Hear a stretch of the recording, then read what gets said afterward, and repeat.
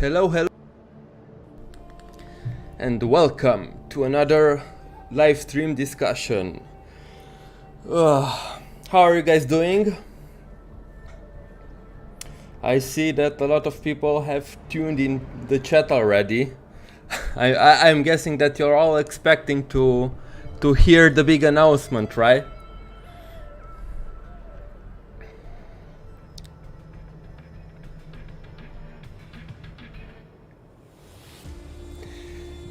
AP in the VA video was mentioned a new song from APH. Actually, that is not quite true. The translators butchered the translation up. Mika Kobayashi never said that she will sing a new APH song, but that instead of the typical Lament of the Fallen song that she sings, she will sing a APH song.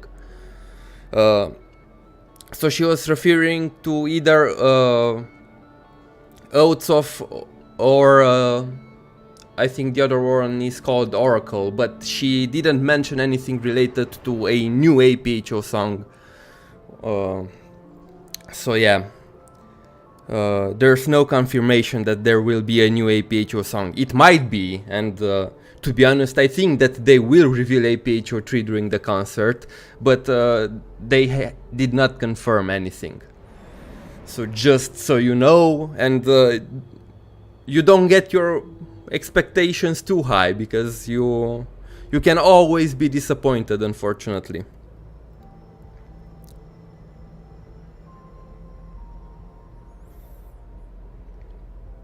So here is a quick plan for today.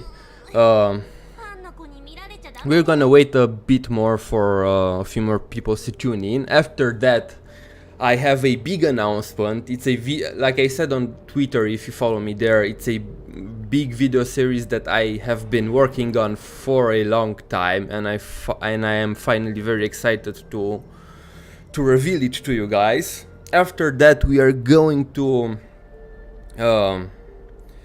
talk about chapter 38, which I'm very excited about. Like usual, we are going to do a short recap of the chapter, and after that I will answer some questions from you guys. I will try to explain some things that you didn't understand or you are curious about. And at the end, I don't know, I can do a ER run or something. We can just chill out and talk about whatever.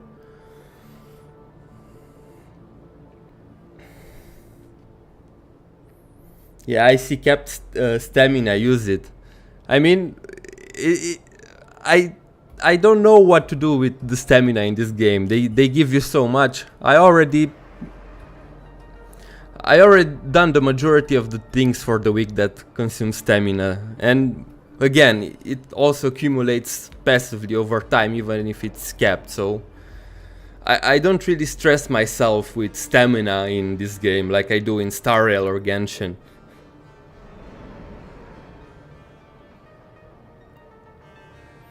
Yeah, expeditions, but I don't have anything in particular that I want to farm. Because I've got enough materials anyway. But yeah, I think I can do a couple of expeditions for Imaginons, I guess.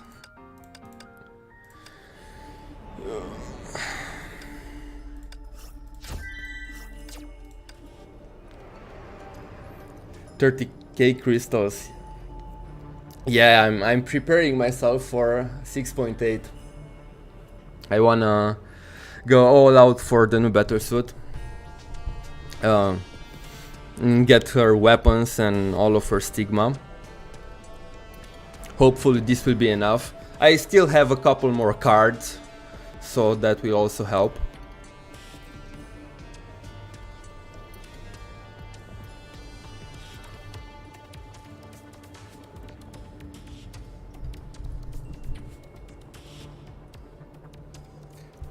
Didn't chapter 38 leak one of the two remaining APO squads? You refer to Susanna's vision in chapter 38? I don't really think it leaked anything from APHO. And from the way they phrased it, I think that the Immortal Blades, which is Durandal's Valkyrie, is different from the anti-Honkai squad, which is the squads from 1 to 4, where we have Mei squad and Brony as an acting leader. I think the Immortal Blades are something separate. They act like a squad, but they are not one of the 4 squads.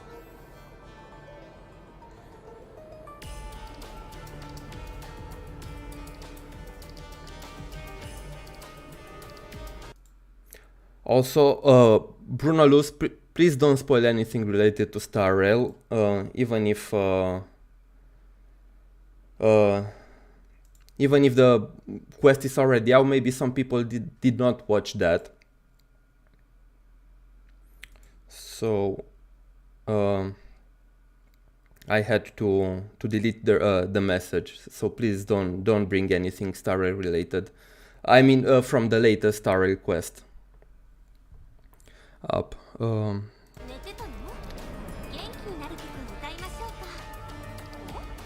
Does it count as spoilers for chapter 39 if I just say that Hoyo tricked everybody without details? Yes, it counts. Please don't say anything related to chapter 39. Don't give any hints, nothing. Pretend that it doesn't exist. Please. Because there are people that... Everybody has a different tolerance to spoilers, right? So even if in your mind you're giving a small hint that doesn't mean much without context, maybe for somebody it can give them some hints at what to expect. So, and they count that as a spoiler, even if in your mind you don't think of it as a spoiler. Like I said, everybody has a different tolerance for spoilers, and everybody has a different version of what they consider to be a spoiler or not. So it's better to be safe and don't mention anything.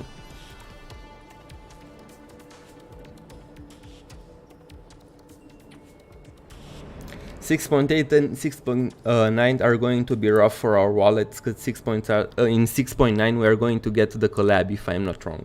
Yeah, 6.9 will be the collab, but I'm honestly waiting for more details, because right now we don't really know what that collab entails. I'm very, very curious if we're gonna get a playable character from Promare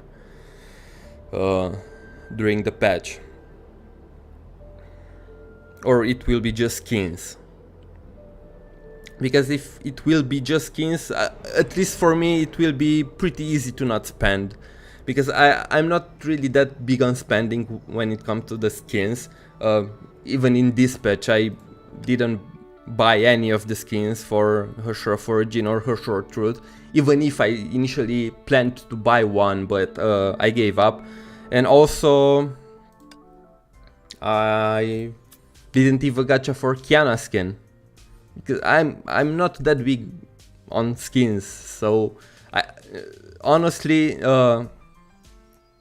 9.6k crystals for me is such a waste. It doesn't matter how good is the skin or how pretty the effects are. It's just not worth it for me. But I know other people that put a lot more value on skins than I do, so for them it probably is. But the point is, if it's only skins, I'm safe, because they usually don't tempt me.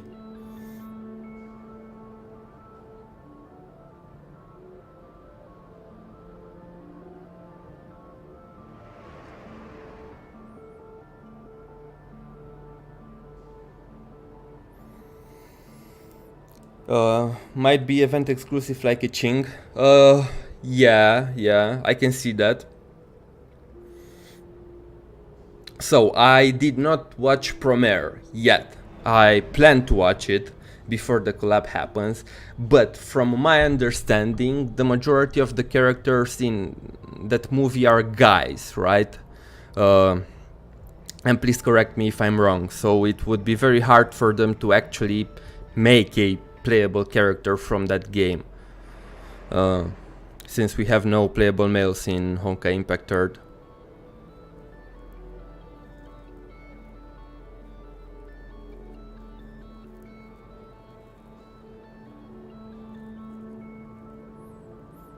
Yeah, there are no truly important female characters in Promare. Yeah, so that's what I heard.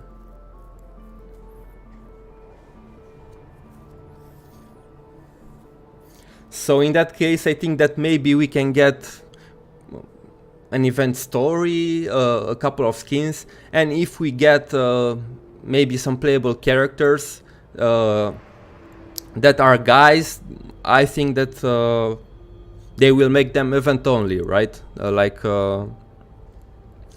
they did with Kaching, or like how they made Kevin and Siegfried playable in chapters 30, 34 and 35.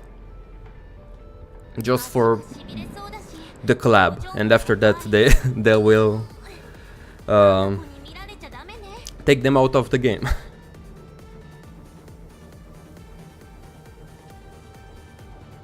Considering 9.6k crystals is 34 pulls, not going to gacha for skins is reasonable and makes sense. I mean, yeah, I know that this is comes from maybe a sort of a privileged perspective, but I am much more inclined to buy skins with bit chips because they are usually 20 bucks and I'm done with it. But if you calculate the value of 9.6k crystals, it's usually more than 20 bucks. It's more than 100 bucks, to be honest. So yeah, I would rather spend $20 on a B chip skin than than gacha for a pyramid gacha skin, honestly. But yeah, the advantage of the pyramid gacha is that you can farm them. So yeah, you can basically get them for free, but you need to spend premium currency.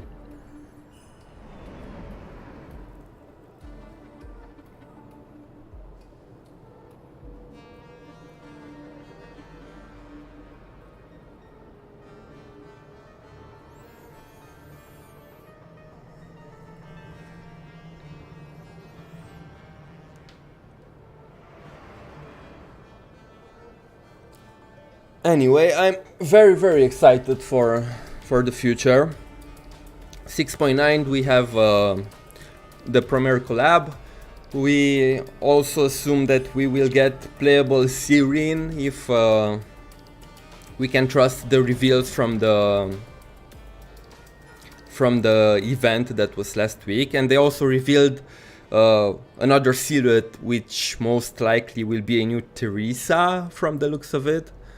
But I don't think that Sirin and Teresa will come in the same patch, so we can assume that Teresa will be the 7.0 Valk, which is again very interesting, because that should also be the anniversary patch in CN. So yeah, I'm expecting a lot more surprises.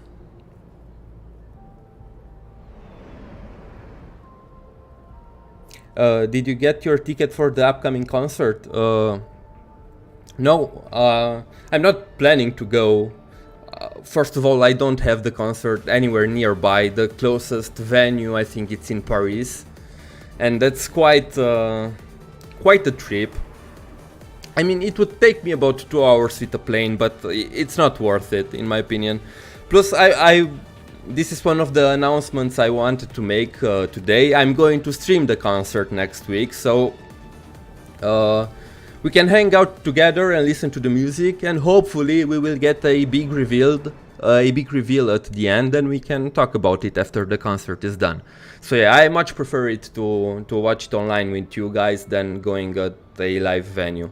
I mean, it's not even live because it's just a projection in a cinema.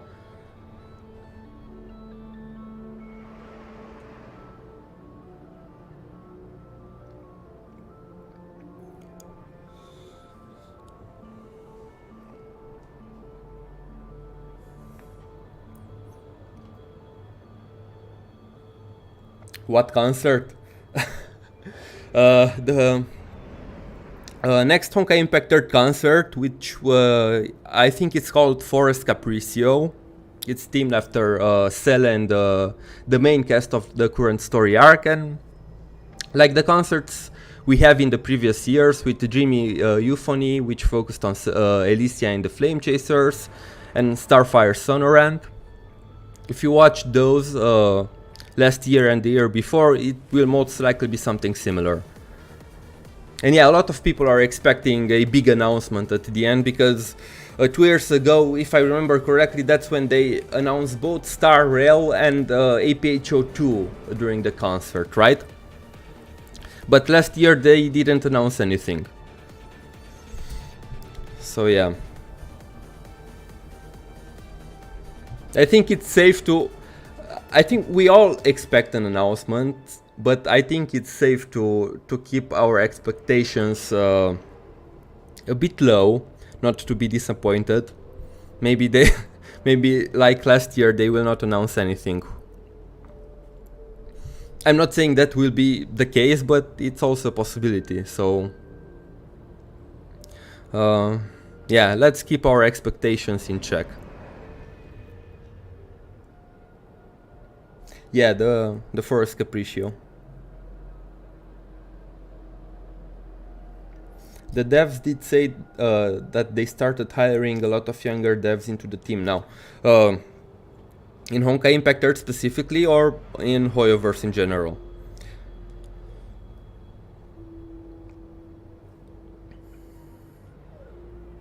Because I think that if they want to expand the game with the new engine update and with part 2, they will need a lot of new members in the team.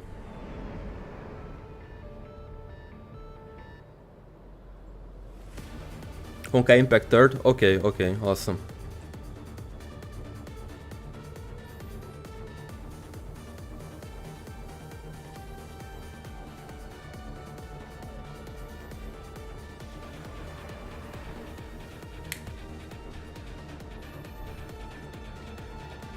Alright, I think we've waited enough.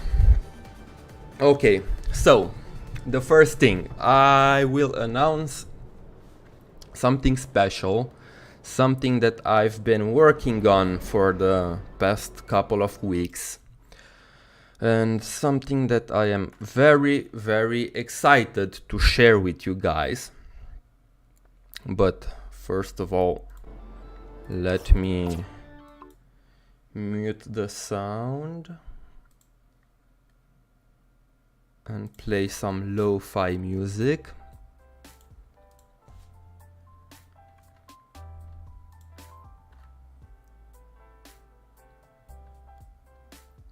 Give me a second. I will also hide the chat box for a little bit. Hello, anime fan. Also, let me, guys, let me know how's the music. Is it too loud or it's okay how it is now?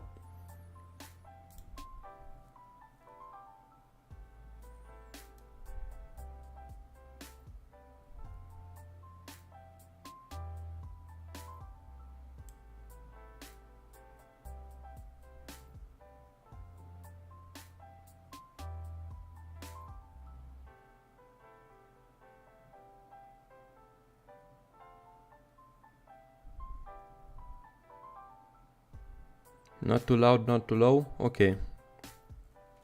So, the announcement that I've been waiting to share with you guys is that I'm retiring. No, I'm kidding. It's a new video series called Exploring the Honkai Universe. And it will be a 5-part video series aimed at offering a general understanding of the shared universe in which the Hoyoverse games happen. With this video series, I want to provide a basic understanding of how the concept of the Honkai universe was created and expanded upon through all the Hoyoverse games over the years. So, a lot of people have been asking me constantly, Homu, how is Star Rail connected to Honkai Impact 3rd? Homu, how does the imaginary tree works? Homu, are Genshin Impact and Honkai Impact 3rd related? What's the deal with this Honkai universe? Can you explain it? And I wanted to do this for a very, very long time, and I initially planned to make a really, really big video explaining everything, how all the games are connected, what's the relationship between them, how did the concept of the Honkai universe started, how it evolved as a concept from GGZ to now to Honkai Star Rail, which is the latest game in the Honkai series. And I started researching for it, and of course, as I kept researching more and more, the amount of information that I sorted through was so much that after taking in some feedback, I decided to to make it a split series, very similar with, if you remember my video series explaining the cosmology of Honkai Impact 3rd. It was a 3-part video series talking about the imaginary tree, about Honkai energy, and about Herschers.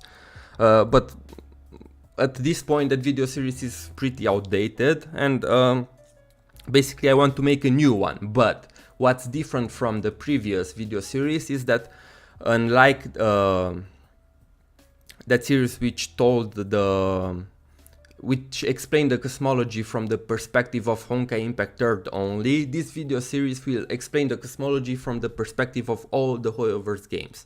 And yes, that also includes GGZ, Genshin, Honkai Star Rail, and Honkai Impact 3rd. I will not mention Tears of Themis or ZZZ for now because we have no official confirmation that they are part of the Honkai universe, so I don't want to overcomplicate things.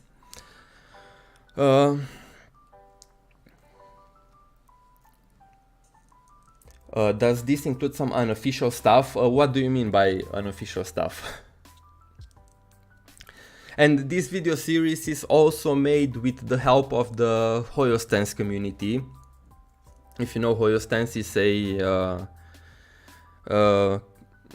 community of dedicated Hoyoverse players who offer a ton of guides for their games. They have the most complete story guide for Honkai Impact 3rd if you are curious to check them out, and they do a lot of interesting stuff.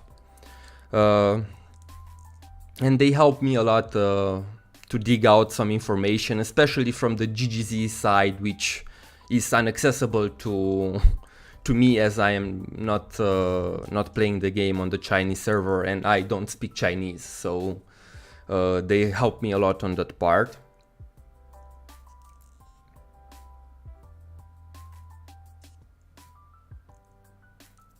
I really hope in the GGZ part Homolabs talks about Madoka Magica collab lore-wise. Now that's interesting, but the stuff I'm gonna mention from GGZ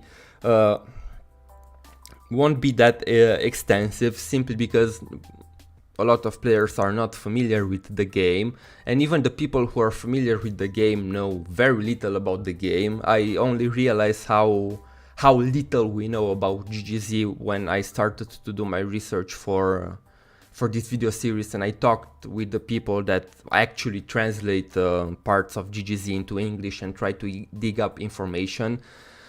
And trust me guys, we barely know anything about that game. There's so much information hidden in external materials, just like Honkai Impact 3rd, and in exclusive events that are not there anymore. So I don't want to enter too much into GGZ's territory. So no Kevin Chronicles. I mean, that's still on my list to do. I know that a lot of people ask me for it. I don't know when I will do it, but it's on the list. Now, this video series will be a 5-part video series, and I want to talk about each part a bit, so this way you all know what to expect. First, this will be the first video in the series, and it will focus on the translation and terminology issues.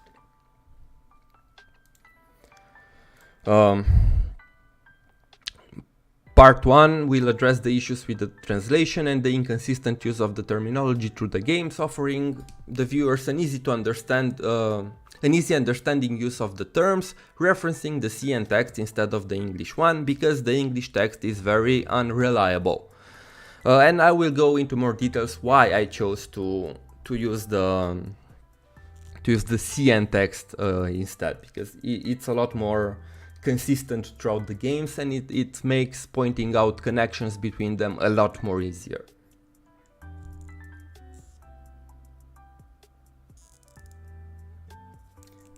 The translations irks me so much, Lamau. Just wait until you see this video and you'll see that the issue with the translations is a lot worse than you think. And it goes beyond just some mistranslations or using saying Mars instead of Venus or mistress instead of Mistaline. There are very serious issues in how they translate the terminology, and it's not consistent at all. And especially if you play the game only in English and you rely on the English text to figure things out, it can be very misleading.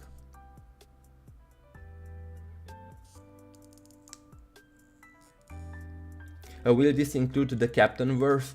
I will also mention the Captain verse in some parts, but I will not go in depth into it. So this is the first part, the first video. This should come out either next week or the week after. I'll try my best to finish it for the end of the next week, but I can't promise you guys anything because honestly I had a pretty busy last week, and the next week is looking the same or even more busy, so I don't know if I'll have enough time to finish the video by the end of next week, but I'll try my best, but I can't promise you anything. Then the second part of the series, the second video, will be the history of the Honkai universe. And this is a history of the concept of the Honkai universe from its inception back in 2014 to how it developed until today. And please note with this, this part is meant to be a sort of roadmap of how the concept changed and evolved, rather than actually explaining how the cosmology works.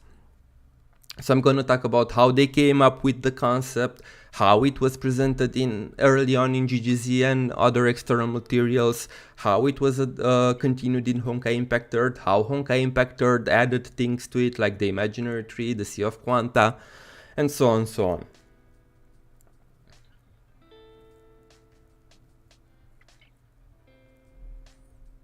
Yeah, I'm also gonna expand on the concept of bubble universes, how they work, but not in the second part. That will be in the third part, which is the imaginary tree in the Sea of Quanta. And if the second part is meant to explain things on a conceptual level, the third part will delve more into the actual structure and functionality of the most important cosmological elements, which are the imaginary tree and the Sea of Quanta. It will also explain the many worlds interpretation model that Hoyoverse uses as a basis for their universe. I know that it sounds very complicated, but I'll do my best to explain it in simple terms and not blow your brains out with very complicated terminology. But the point of this part will be to explain the imaginary tree and the Sea of Quanta based on real scientific terminology and theories and the interpretation of those concepts that we have from the characters in the games. Homolabs, thank you for making this series. It looks like a lot of work. I mean, it is, but I honestly had a lot of fun digging through all this information, and this is also why you haven't seen a video from me in 3 weeks, because I've been busy going through all the information I was able to find. But I think that was the hardest part and the most time-consuming part. From now on, the work process should be a lot more smoother, because I already have the information for most of these videos. The information is ready. Now I have to organize it, make it into a script, and record it and edit it. So the information collecting phase is mostly complete. I say mostly because it's never truly complete. I will most likely still have to look and dig up some information, but not as much as I have had until now.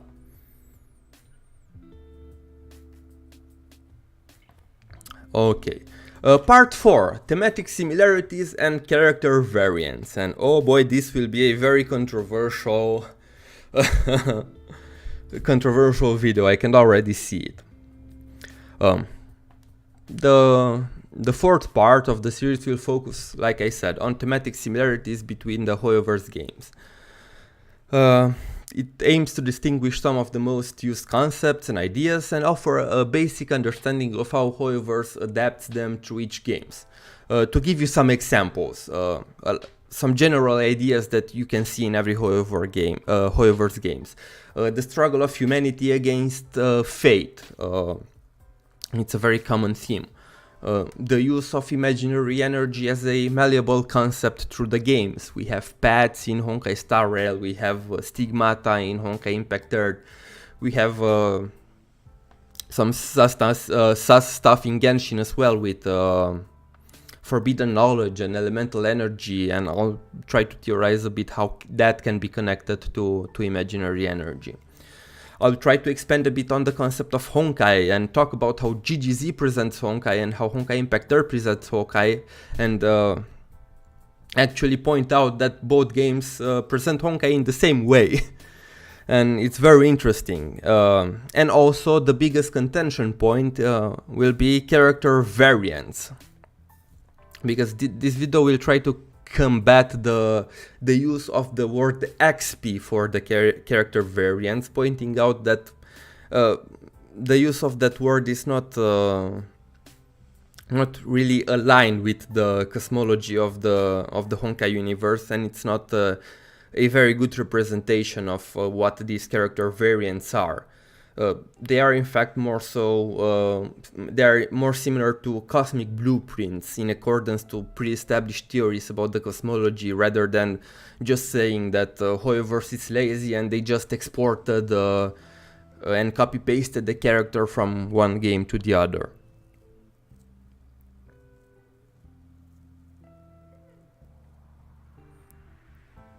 So yeah, this will also be interesting, but again, I'm afraid that it will attract a bit of negativity from people that are not that acquainted with the Honkai series in general and how Honkai Impact 3 works with and how it explains the character variants. But it is what it is. My main objective with this video series is to combat misinformation, and if that will get me some hate, I'm fine with it. Character spelled wrong, you're absolutely right. It is spelled wrong. Because I'm very bad at spelling, especially in a language that I'm not native at. So this is why you don't see many presentations like this from me, because they are usually filled with spelling errors. And this is something that happens even when I talk with people on chat, on Discord, or DMs on Twitter. I do a lot of funny spelling errors. But yet, and part 5, connecting everything, a speculative map. This will be the last part of the series, and basically it will try to explain everything. Like it says here, unlike the previous 4 parts, this part will be more speculative than based on solid facts. I mean, the aim is to make a cosmological map based on all the information we gather and try to place all the HoYoverse games somewhere with the aim to have a map at the end of the video which tells us how Honkai Impact 3 is situated on the cosmology in relation to Genshin, in relation to Star Rail and GGZ and so on.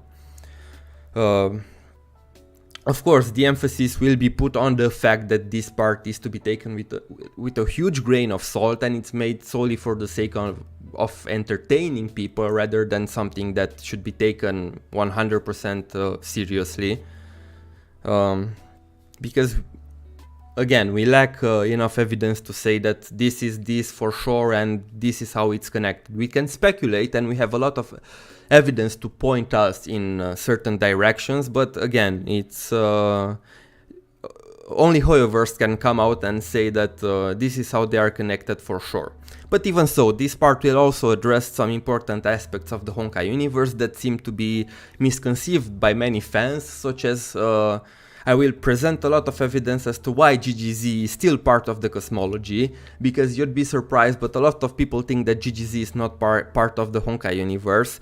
But we have put together a lot of evidence to point out the exact opposite, and GGZ is still part of the Honkai universe. And also it will address the fact that Honkai Star Rail is just an expansion of Honkai Impact Earth's cosmology rather than something separate, and that it's Honkai Star Rail it's not a separate universe like some people think, but in fact it's the Astral Express most likely travels through different worlds, travels through the imaginary tree to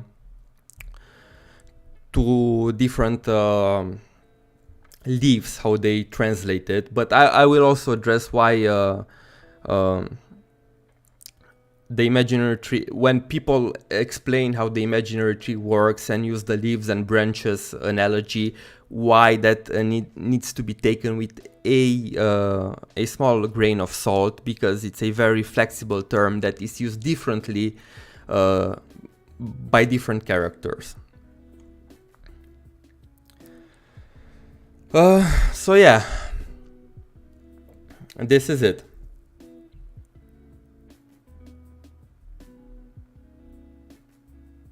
Why you guys have Discord? If you are referring to a Discord channel for Homo Labs specifically, no, I don't have a Discord channel, because I just don't have the time to manage one right now.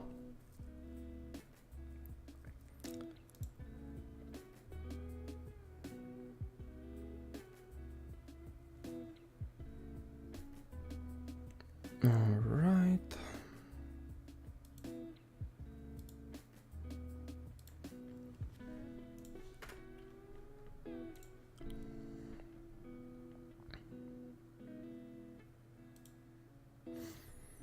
Awesome. I'm finally very excited to be able to share this with you. Like I said, I've been working like a madman to sort through information in the past few weeks. And again, a big thank you to the Hoyo Stance community for their help with this video series. Without them, I don't know what what I would have done.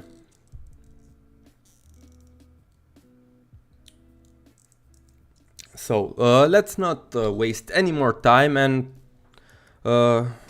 just start our discussion about chapter 38.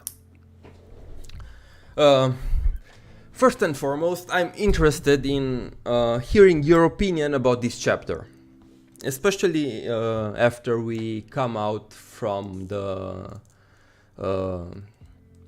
final arc of part 1, and the general impression of the Honkai community from what I saw is that the story writing took a dip during that period, which I'm not 100% agreeing with, but I can see why people are disappointed with certain stuff, and I can also agree that that story arc had a lot of issues.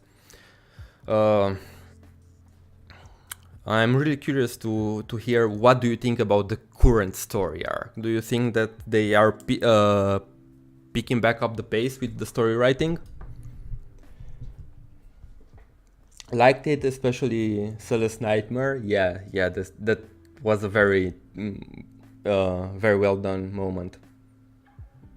I think most people think the arc is just really boring, to be honest.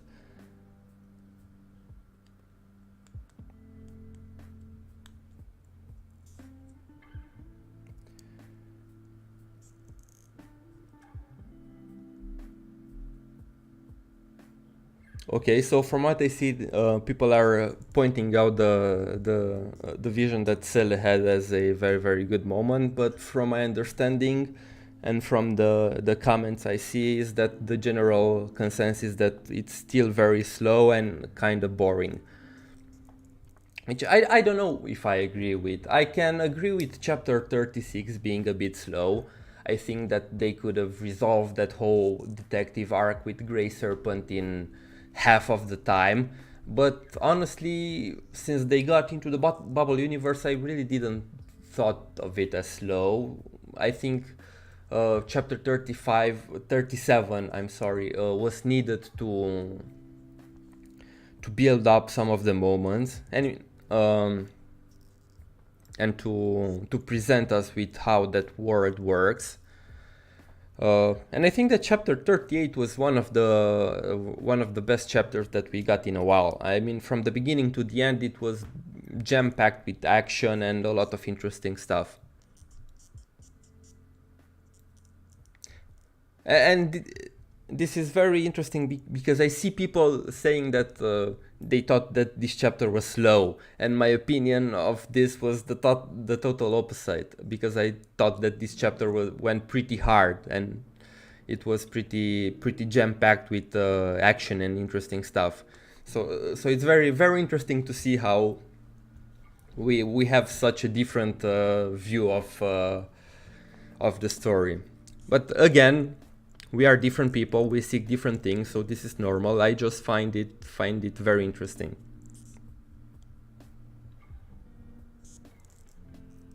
No PhD, Lord, I'm good enough for me. Yeah, and this is another thing that I really appreciated the fact how they presented the scientific parts, especially the plan to save the bubble universe. It was very well presented. It was, and I think that Susanna helped a lot with her notebook and explaining things from her perspective and her notes, because she laid the plan in a very easy to understand manner. She didn't overstay her welcome, going into very complicated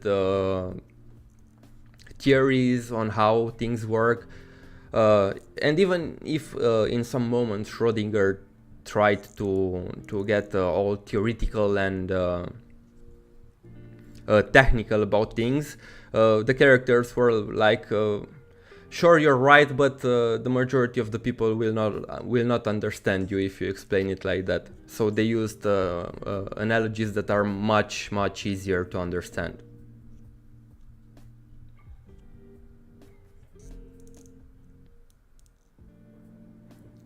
Then again, don't take this in the wrong way. I'm not saying that I hate when they do scientific stuff. Actually, I love it. It's one of the things that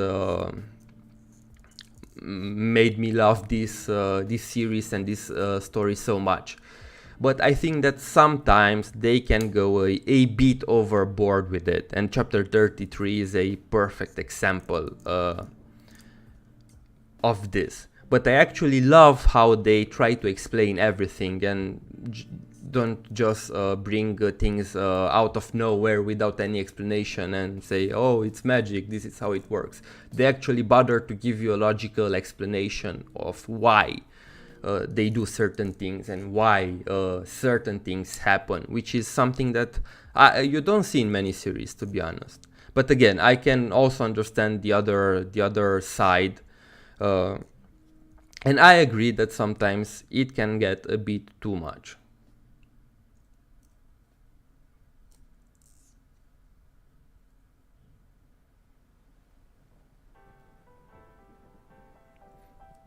Why do people act like Kafka doesn't exist in the Honkai Impact 3rd universe, only Star Rail? And I'm expecting we are going to see Kafka in Honkai Impact 3rd again somehow. Again? I don't really think that we've seen her. I mean, we have the Stigmata Kafka, but I don't really think that. I think that between Kafka in Star Rail and the stigma that we have in Honkai Impact 3rd is just a coincidence of how they use the name. I don't think that they are meant to be character variants. But again, this is my interpretation. Some people do see them as character variants. But a different version of Kafka could exist in the Honkai Impact third world, that for sure, or somewhere in the Sea of Quanta, since this is not something impossible, and this is something that I hope to see in the future, and that is characters from Honkai Star Rail that will appear in Honkai Impact 3rd. Because as far as I am aware, previous instances like this happened, since I know that there are some characters that first appeared in the Honkai Impact 3rd and only after that were brought to GGZ, like Wendy, if I'm not mistaken. From a designer's perspective, the Honkai Star Rail Kafka definitely uses Honkai Impact 3rd's Kafka design as a basis. Beyond that, Honkai Impact 3rd's Kafka doesn't have enough story to compare it. Yeah, I agree.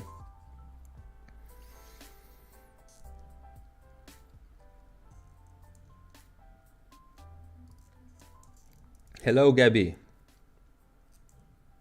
I won Herta in Honkai Impact 3rd. She'd fit in so well with Tesla and Einstein Le Mans.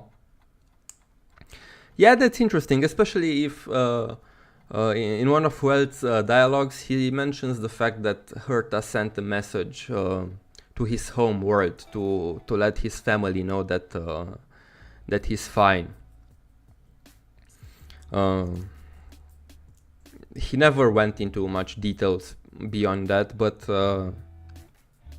maybe they already communicated.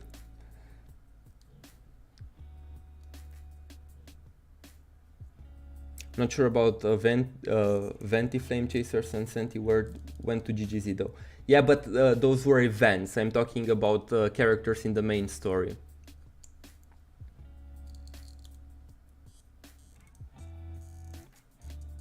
Are you gonna talk about Sa in this discussion? Yes, I'm gonna mention Sa, but I'm gonna mention only the information that we got about it from chapter 38, not chapter 39.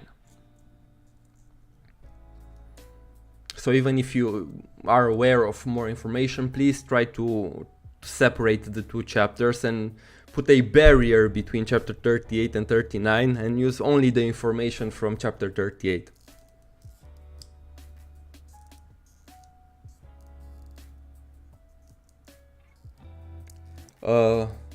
No, as far as I'm also aware, Kafka did not appear in the story of the Honkai Impact 3rd. She's only a stigma.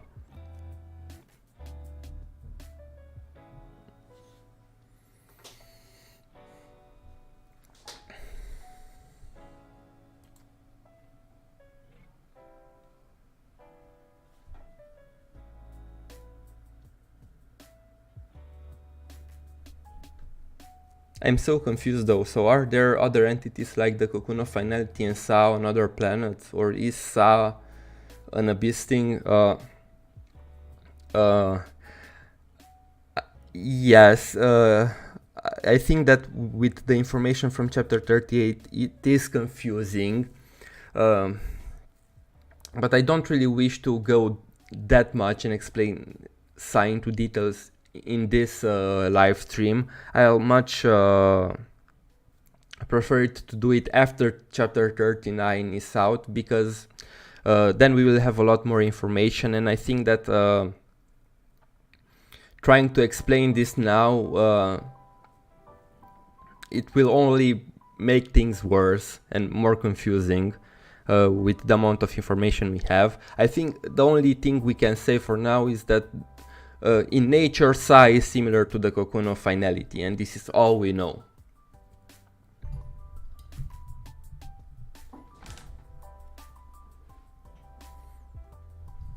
But Golfy, keep that question in mind, and we'll talk about it after chapter 39 is out, which shouldn't be too far from now.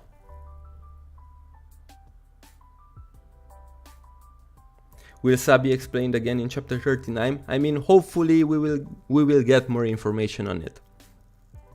Since at the end of chapter 38 it's implied that that Sa is finally taking direct action against the characters. As you can see that the connection with the real world broke, and Vita asked, it is Sa, and Mr. Lin nodded yes, implying that Sa is currently trying to directly intervene with their plan.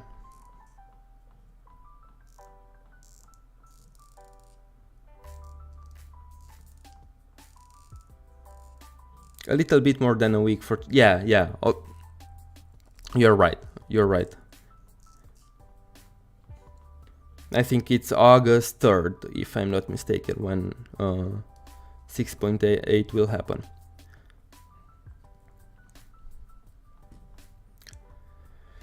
Anyway, let's start with a small recap.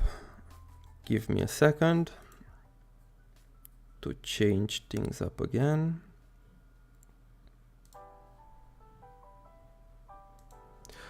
So, like always, many thank you to Ira Delasi for recording and uploading the chapters in English for us on YouTube to be able to go through.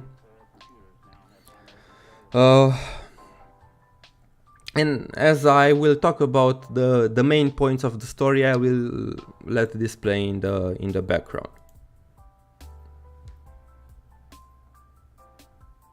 I don't know if this question has already been asked. Is Shigure Kira event was actually a dream future that she dreamed about in the main story?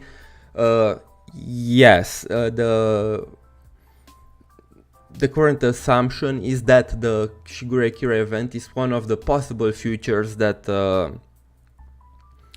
Kira was shown during this chapter. But keep in mind that just because it's a possible future, it doesn't mean that it's canon to the main story. In fact, this chapter pretty much confirms that it's not canon to the main story, because in this chapter Kira revealed to Susanna the fact that she was tone deaf, and during the event Susanna didn't know that thing. So even if the concert happens in the main story, it will not be the same as it was in the event, since some things have changed. Like I said, Susanna now knows that Kira is tone deaf. So the event is not canon to the main story, but it's the vision that Kira basically saw during chapter 38. I hope that this will make things a little bit more clear. I also continue to join Senti and Red Seele interaction. Yeah.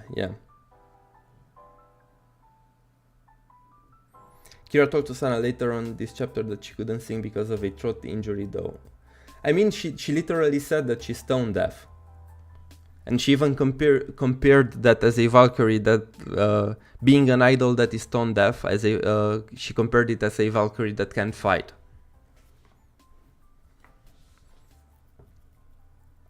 And she used the word tone deaf, so...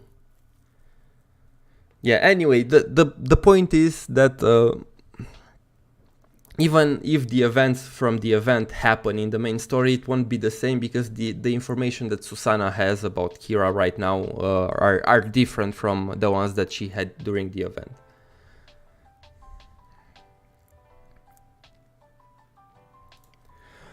Okay, so...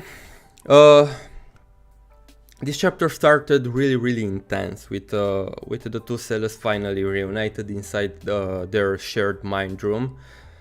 They have a conversation about the current situation. They talk about everything that happened, about Mr. Lin and Prometheus's plan, about how they seem to be more so as executors, not really the masterminds of the plan. And each of them shares a bit more about their situation. And as they talk more, we see that Seele suddenly disappears, and Veliona is panicking. They explain the situation, but I think that the most interesting part here is the fact that Seele, after this conversation, Seele basically becomes the second sage. And Mr. comes in and explains how this can happen.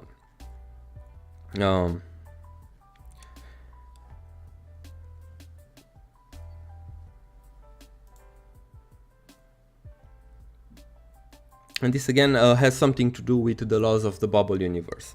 And in this bubble universe, the law is that there exists a sage that is able to freely travel between the worlds of the living and the dead. And Seele, being a girl with 2 souls in her body, fulfilled that criteria unwillingly when she made contact with Red Seele, who was in the world of the dead, and she was in the world of the living, and thus she became the second sage of the High Tower, which caused some issues with the rules of the world, and upset them and caused many anomalies to happen. To which Mistalin adds that Seele is the only one who can stop the situation, and after that she uses the sage's powers to look around the bubble universe. Again, she cannot interact directly with anything, but she has the ability to command the oracles to fight. And this fight was very cool. I really like how this story arc, they let us play with more monsters. Like we have I think Tonetiut in chapter 37. This chapter we had the Oracle. And I don't know, this is a thing that I would love to see more in the future. Is Red Seele also the sage? Yes. They both, in this bubble universe, they still both count as one person, even if they are able to exist in 2 different bodies. So when Seele became the sage, Velion, or Red Seele, also became the sage.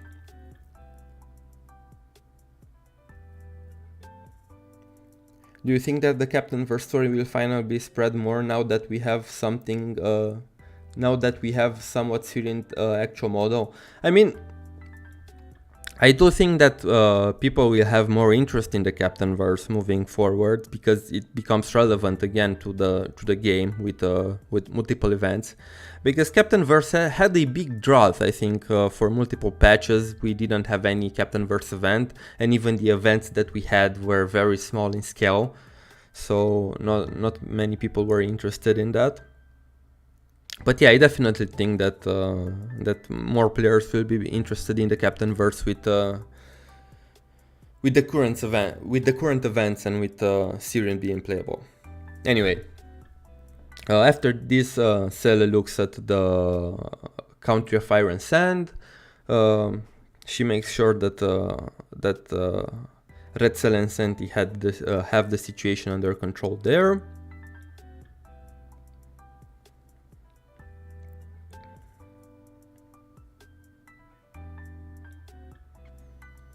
And she returns back to the the border where they were before, and this is where she is engulfed by a strong sensation of pain, and it is revealed that this is a consequence of her becoming the sage, because as the rules state, the sage must always stay inside the tower, and this is another law of the bubble universe. And since Seele is outside the tower for a prolonged period of time, she starts to feel the negative effects. And basically, to stop the pain, she has to hurry to the tower. Again, we have Mistalin apologizing that she put Seele in this situation, and urges them to go to the tower. And after that, they arrive at the bottom of the tower, and we see that Seele is recovering.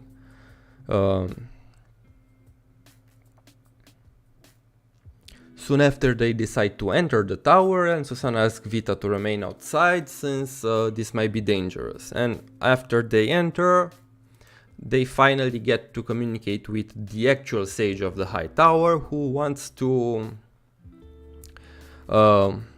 get to know them, as she puts it. Basically, she wants to test them, giving them different challenges and obstacles for them to get through while they climb the tower. And I really like that moment, because I was also feeling I also had the same feelings as Seele in this moment. Like, the bubble universe is falling apart. The sage asks for their help to stop this situation, and at the same time she is wasting time by playing these games to know them. And I really like that they acknowledge this thing, and they even pointed out how stupid this thing is. And I really love to see Seele really angry about this. We'll catch the VOD later because I'm still in Act 2. No problem, Agni. Take care. Is the name Veliona canon? I have never seen anyone address her that way in the game. Only the devs and that one boss fight. Veliona is not really canon in the game. It's a name used in Stygianim's skills descriptions for the battlesuit, but many people took it as the canon name for Red Seele, because for a period of time she didn't really had a name, because she only started to call herself Seele after chapter 23. So you have to realize that there was a big time period from chapter 11, since Seele was introduced, to chapter 23, when Red Seele didn't have a name. So people took the name from the battlesuit, from Stygianim's battlesuit description, and started calling her that. And you'll still see older players call her that, but newer players who started the game after chapter 23, generally I saw that call her Seele.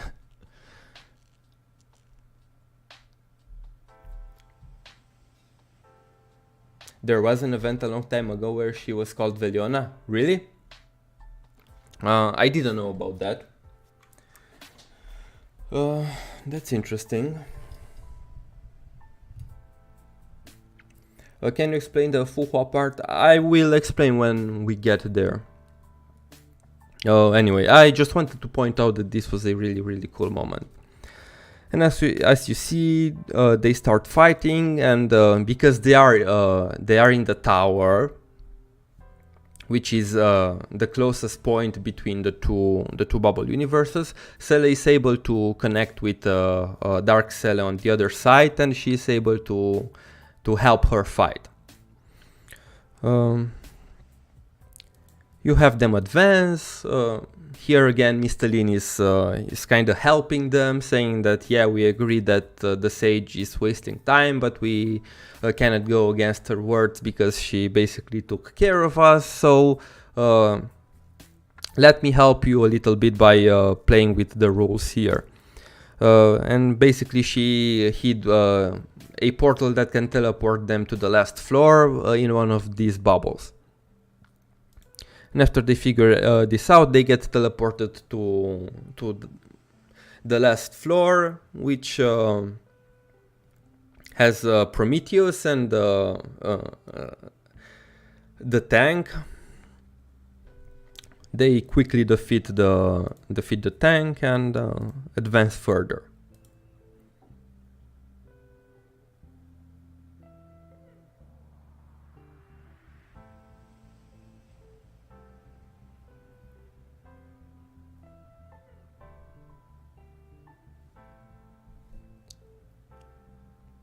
Oh my god, I am the only one so unlucky I had to pop all 3 bubbles that part, or was that scripted? I think that was scripted, because I also had to pop all 3, and I think that other people as well, so I would assume that it was scripted either way. No matter what you chose, the portal was always in the last bubble.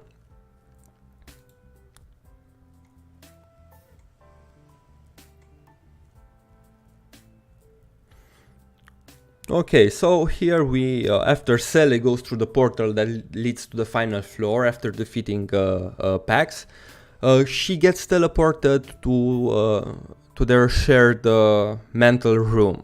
in quotations.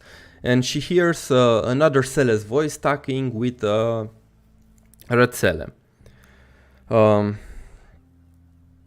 And this is the same Seele that showed up in chapter 36, if you remember, right before they were teleported to this bubble universe.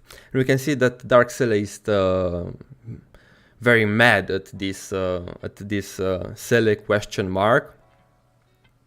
She doesn't like that she showed up again, and she basically attacks her, but her sight dissipates. And that strange Seele tells Dark Seele that she has grown a lot from their last meeting, and reveals that she is there to make Dark Seele pursue someone. And after that, Seele, the Cinnamon Seele, the one-way mirror that was hiding her disappears, and she is visible to the other two. And the fake Seele reveals that the person that she wanted Veliona to pursue was Cinnamon Seele. Basically, to explain her intentions, she wants... she's basically against Seele and Veliona becoming the new sage, and she tries to pursue them to refuse the position. And she tries to play some mind games with them, implying how dangerous it is, how this will affect them, and things are not as easy as they might seem. But even so, they both opposed her, and she was basically unable to change their mind. And as she disappears, she says something very interesting. She says, "Sorry, I wasn't helpful, my dear older sister." And after this, we are again teleported back to the top of the tower, and we see the confrontation between the sage and Cinnamon, and basically the two Seeles.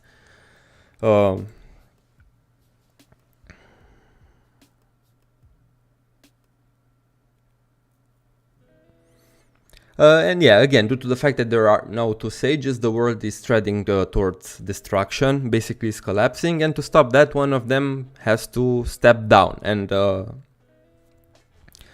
only one sage needs to remain. And the sage also reveals that the 10 trials were to encourage Seele and Veliona to remove their inhibitors with battle, and by ascending the tower they had the same amount of authority as the sage herself. Seele asks if there is another solution to this, to which the sage says that if time would have allowed her, she would have loved to find a better way. And at this point the fight is beginning, and again we see fake Seele suddenly appearing behind the sage of the high tower and calling her big sister, revealing that she was referring to the sage back a few moments ago inside the shared mind space in that chamber.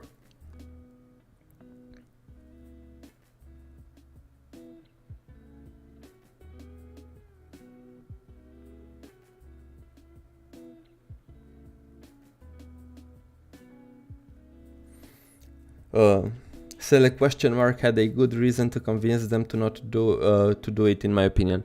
I mean, I don't think that she was necessarily wrong. Especially after more about her, it's revealed in the following parts. But she also did not understand, just in the same way that Seele and Dark Seele did not understand her, she also did not understand the two Seeles, and I think that she had no right to impose her will on them. If they wanted to become the sage of the high tower, it was not her call to disagree with them. But yeah, I don't think that anyone was particularly wrong, especially in the first part. Anyway, the fight is over. And it is revealed that the sage planned from the beginning to lose this fight and let Seele take over the position of the sage. And of course Seele is confused as to why this is happening. And we can see that the sage of the high tower is slowly starting to disappear. And Seele even points out that she shouldn't be dying, but live free from the rules of the bubble universe since she's not the sage anymore.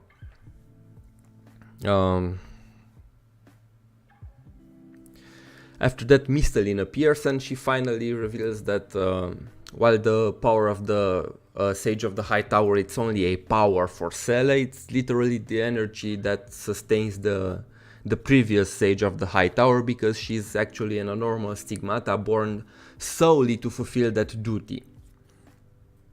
So what this means is that because she's not the sage anymore, she can't sustain her form any longer, and she is slowly disappearing. And the sage opts to explain the whole thing to them via a dream using the stigma power. Here we can see Seele and Dark Seele exploring the bubble universe before the sage appeared 6 months ago, and we can see that the sage was not really part of the bubble universe. It was just a legend before that. It was just like some sort of deity for this bubble universe. Like people prayed to the sage, but the sage did not actually exist. The sage didn't do things directly like it does now. And even the people in this bubble universe started to lose their faith. And after Project Stigma happened and it messed things up in the Sea of Quanta, suddenly the sage materialized, responded to the people's wish for an almighty sage to come and save them, and basically became reality. But again, she's just a stigmata, an abnormal stigmata that took the form of the Sage of the High Tower as a response to the people's wish for the Sage to become real.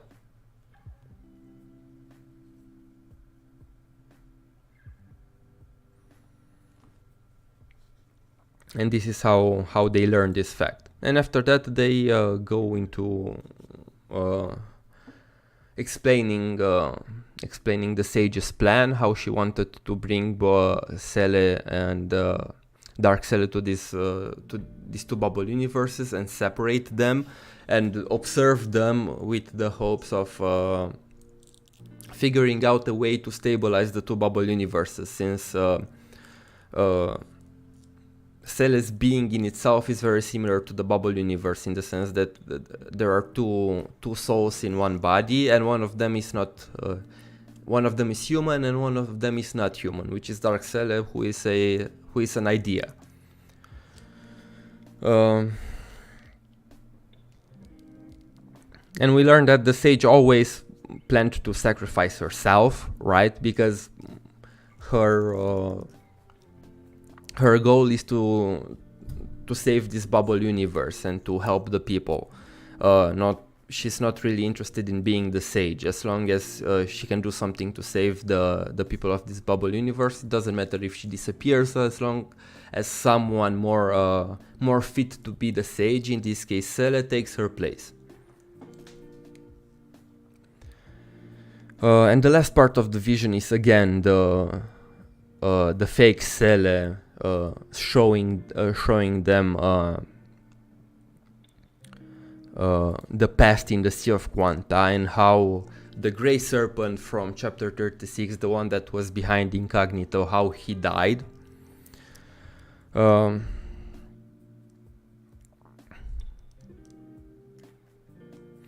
she basically explains that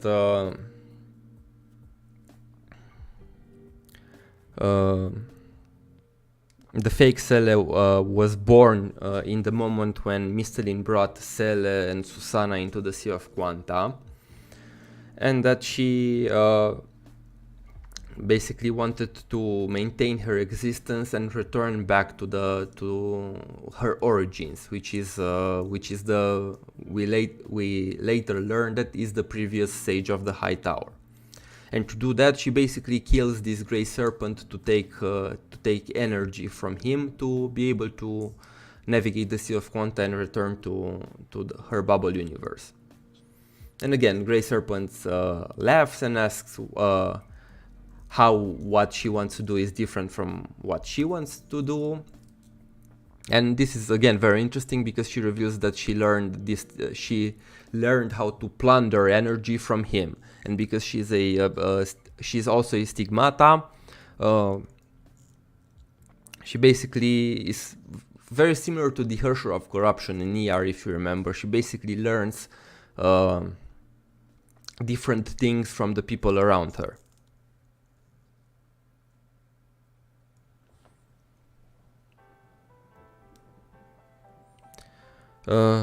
And after this, again, she continues her discourse about why Seele and Veli becoming the Sage of the High Tower is a bad idea, and that they shouldn't do this, and everything results in a fight because they can come to a common understanding. After this, the vision ends, and Mysteline explains the fact that fake Seele is actually another abnormal stigma, which she dubbed abnormal stigma number 15, and that she was born from abnormal stigma number 14's desire for conservation.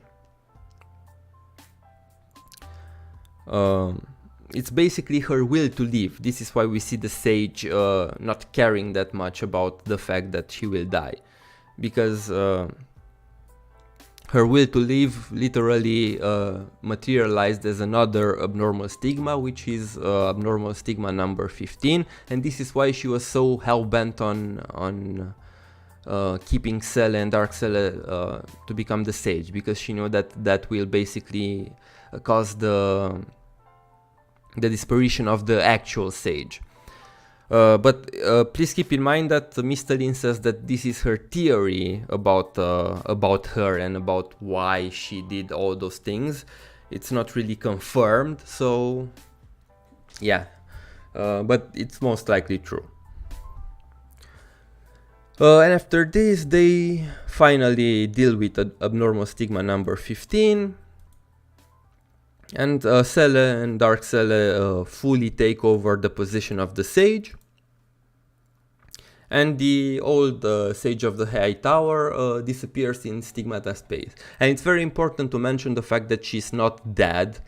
She just, even Mysteline says that she could come back, but it would take some time because she needs to recover energy. She just went to the Stigma space.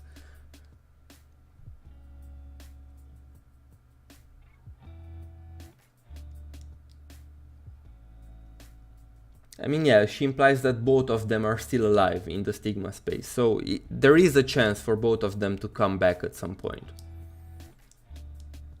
But again, from what Mysteline says, it won't be anytime soon.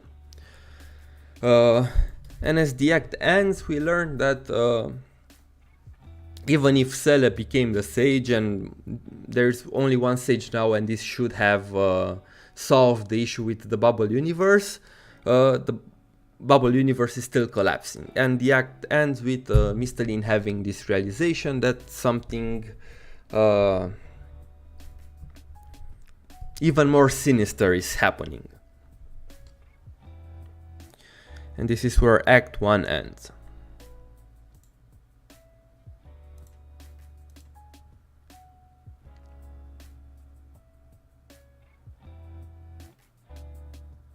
Yes, she was absorbed into the stigma space by Mysteline, right? Why does Mysteline collect a normal stigma though?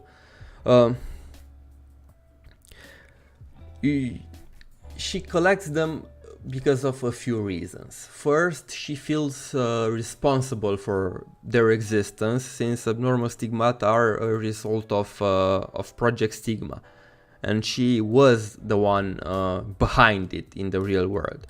That's one point. Second, Mysteline, as you can see during this arc, and even on the moon, you can tell this. She has an inner struggle about what it means to be a real human, especially since she is an idea born from basically in a way born from ideas made by humanity. Is she a human or not? And she wants to observe these other abnormal stigmata that are just like her, are just ideas, human ideas born into this world, and see how they interact with the world, how they choose to live. And she wants to see if a non-human, an idea, an abnormal stigmata can become a real human. And this is by her definition. And this is also why she is so attracted by the sage and wants to help her with her plan, because she admires the sage, because even if she is an idea, her wanting to protect the people of this bubble universe and her pursuit to save them is very pure, is very human-like in Mistaline's eyes. And this is also why she constantly says that seeing the sage gives her comfort. So yeah, there are basically multiple reasons why Mistaline goes around collecting these stigmata.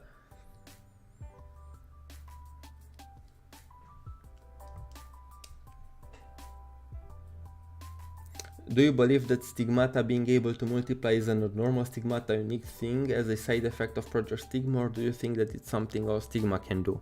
Honestly, this is something that they touched upon very little in this arc, and I really don't have an answer.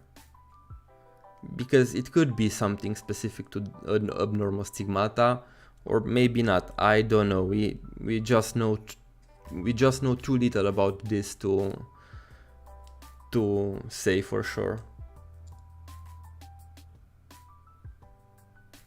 Hello, Wigriff. Hi, I hope you are doing well. Yes, I'm doing quite well. Do you believe that we'll have more abnormal stigmatas in the chapters to come? If you are referring to post this arc, honestly, I don't know. I think we will have more stigmatas and more ideas.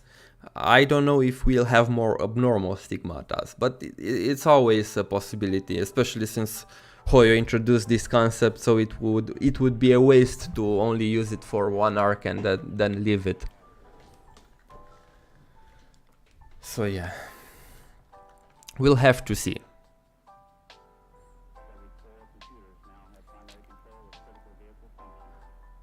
Act 2.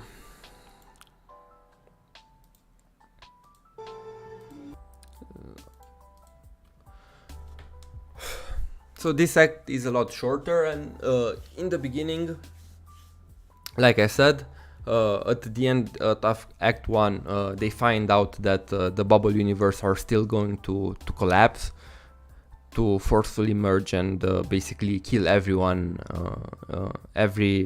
kill all the people in the two bubble universes, and they try to figure things out. And this is where Mistaline's explanations are pretty important to know.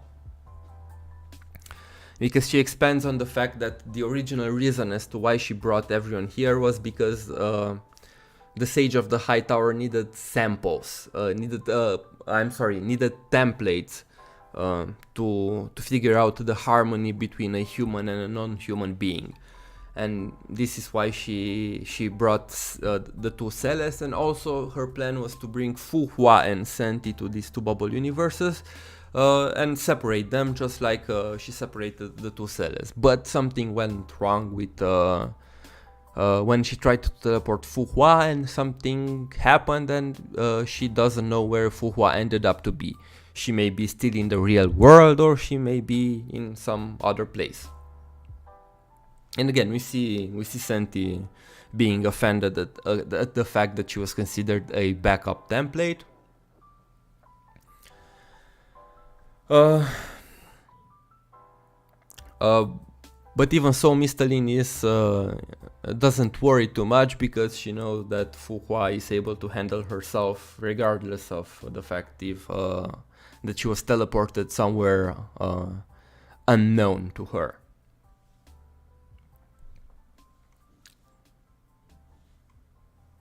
And she talks about the fact that there might be something that she calls a singular rule in the English version of the text, which is basically a law of the bubble universe that might be above the sage itself, and that the sage was only a small part of that rule, and that there's a rule that's above everything, that it's at the core of the problem, and if they can figure out what that rule is, they won't be able to save this bubble universe. And that's when Mr. Lin points to Kira,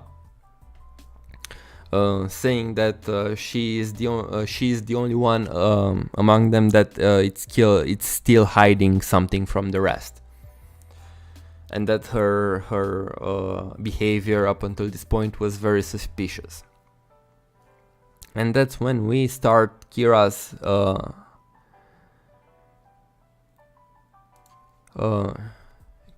flashback. Give me just 1 second to stretch a little bit.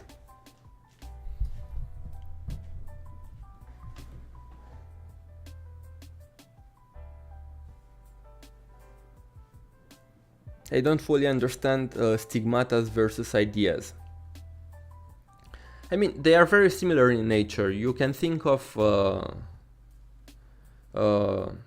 stigmata as a place born from human ideas, and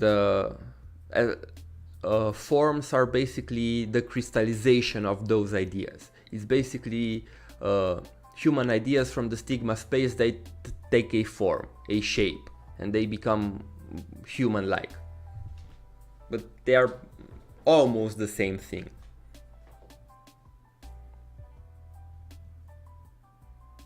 People thinking that Niggurat is just reused assets of Fuhua's model. I mean, they kinda are a bit similar.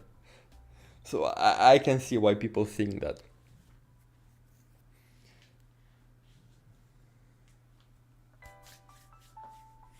Yeah, Doug, that's what I've been saying. Okay, so we learned that Kira and Niggurat were sent to a dead bubble universe by the Elder of the Sugars, who emphasized that this bubble universe might house a threat. And upon arriving, Kira admits that this is even worse than the Elder described. There they see monsters that are very different from the quantum beast that they encounter in the Sea of Quanta before, and that they look like, we can see that they look like the monsters from APH, like the Sky People. And this is a very funny moment, because every time after ER, every time we see these monsters in the main story, everybody is like reuse assets, and after that we have this flashback in the flashback when Kira remembers her discussion with Elder Conpeito from the Candy House, and it is revealed that the Sky People are actually there, and it's not just a reused asset. Because we had this in ER, like we saw Gricio's paintings becoming the same type of monsters. And I will drop my personal speculation here. I know that people in the community always said that, oh, it's just whoever's being lazy and they are using assets. I genuinely think that every time they use the Sky People's models as enemies, they did it purposefully, and it's not just a reused asset. There is a meaning behind it.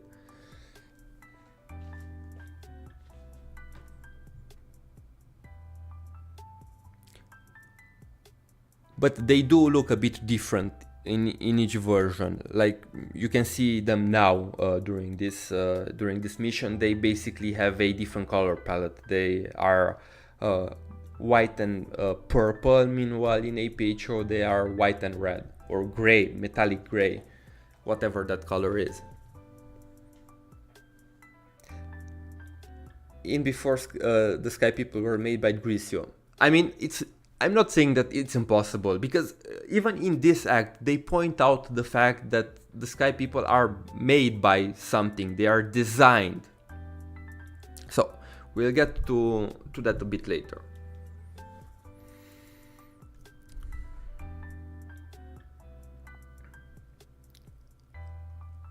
And again, after the flashback, even Nigurat notes that the Sky People are very weak individually, but they can replicate fast, calling them galactic cockroaches. And they expand a bit more about the sugars and the candy house, which is always nice lore because we know very little about the sugars. Kira asks why are the sugars so afraid of the Sky People, since the candy house they lived in was built a very long time ago and it kept them safe. And Nigurat says that comparatively to Earth, the candy house was built during the Jurassic age of the sugars, which basically means that the candy house is a few million years old. So the sugars have been around for quite some time, going from one place to the others. And Kira points out that if the Sky People are as terrifying as the sugars make them out to be, it's strange that they haven't visited Earth yet, which is very funny, having the context behind APHO in the background. And again, they expand on the Sky People even more, with Nigurat saying that the Sky People since they have mechanical bodies, they must have had some sort of mechanical ascension like them at some point, meaning that they were an organic creature at some point, but they got so advanced that they basically managed to transfer their minds in mechanical bodies. But she points out the flaw with this thing, and that is the fact that if they were truly that technologically advanced to do that, they wouldn't need such primitive methods to seize energy, and that is by literally attacking the planets that they are targeting.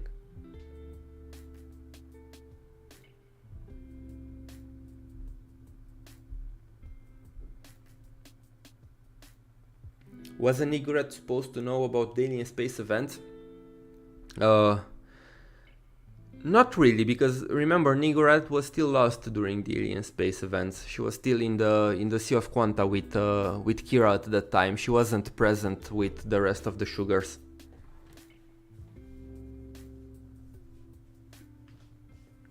Anyway, they detect some sort of electrical signal,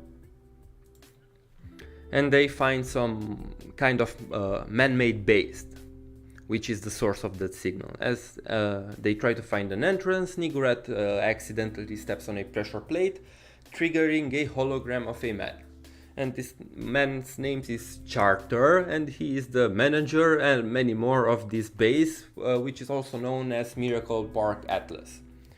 And he reveals that there are hundreds of these sanctuaries around this bubble universe that served as home for the last people of the bubble universe before they went extinct. And he shows them around the base and basically tells them their story. And I'm not gonna spend too much on the flashback with the Charter and the rest. Basically, at some point, this bubble universe was using a lot of its resources and was rapidly approaching a point where its resources were becoming thinner and thinner, and they needed to find a new energy resource. And that's when suddenly a new energy resource called Star Rock appeared out of nowhere.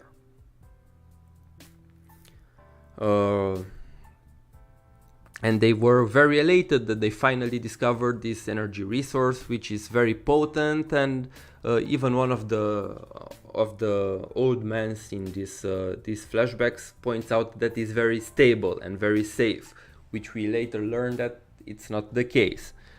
But the most important thing to take away from here is the fact that star rock appeared out of nowhere, and especially in a moment when everybody needed it. And nobody has seen it before, and nobody had any explanation as to why did it appear.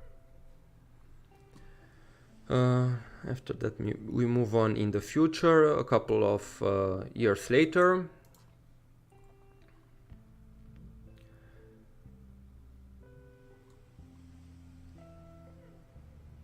And this is where we learn that actually the star rock is not as safe as the people of this bubble universe initially thought. And not only it's not safe, but the deposits of star rock usually are very prone to explosions. And in actuality, it's a very unstable energy resource, and this is directly conflicting with what they knew about it from the previous flashback, meaning that something has changed. And again, they point out that every time when they depleted their stock of star rock, the stock would suddenly refill in their deposits overnight, pointing out that the only explanation for the existence of such material is the fact that star rock is made from the wishes of the people of this bubble universe.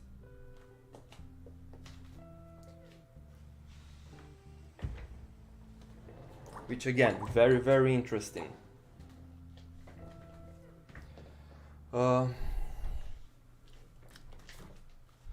Give me 1 second.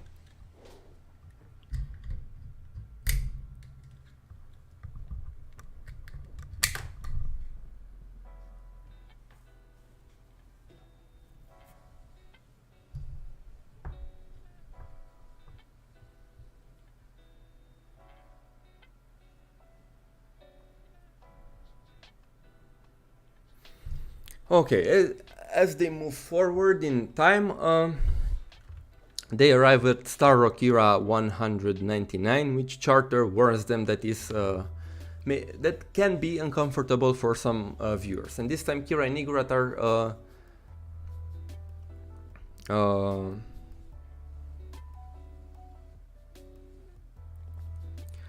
transported right at the moment when all the deposits of star rock on the planet are going unstable and are all exploding at the same time. And this basically causes a massive explosion in this bubble universe, which simply put kills everybody, right? Homo, do you have some kind of notes you're looking at while doing this recap, or are you remembering it all? I have some notes, but I also a lot of the times have improvise and try to remember stuff.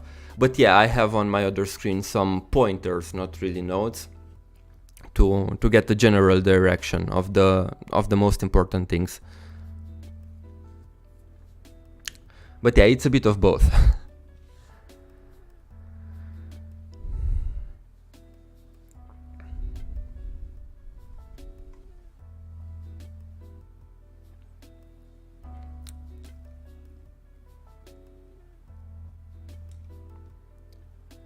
But yeah, after this point, they learn that this energy resource that the people of this bubble universe thought that it will save them is what actually brought their doom.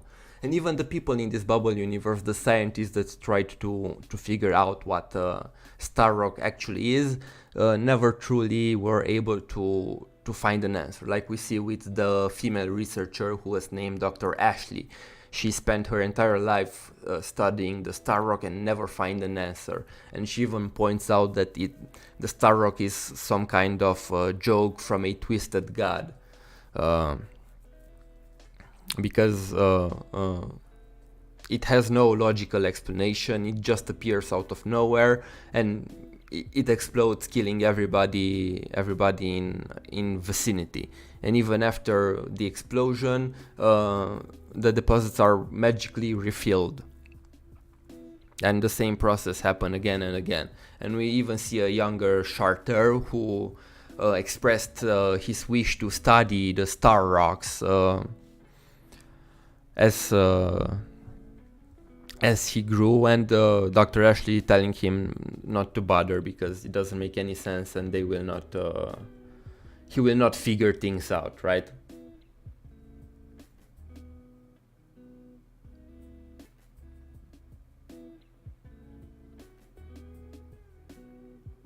The Lord of Yata has sent me here. Well, welcome. Just sent it.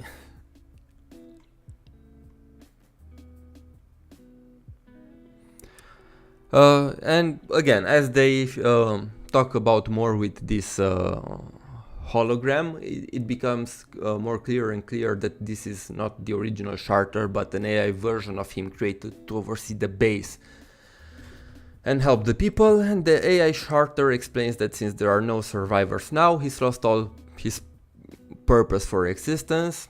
But now that two new people showed up to the base, which are Kira and Nigurat,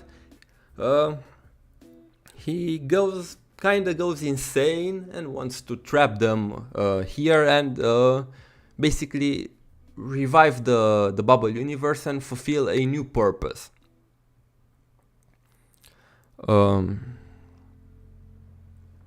And he summons mechas to attack them. But after defeating the mecha,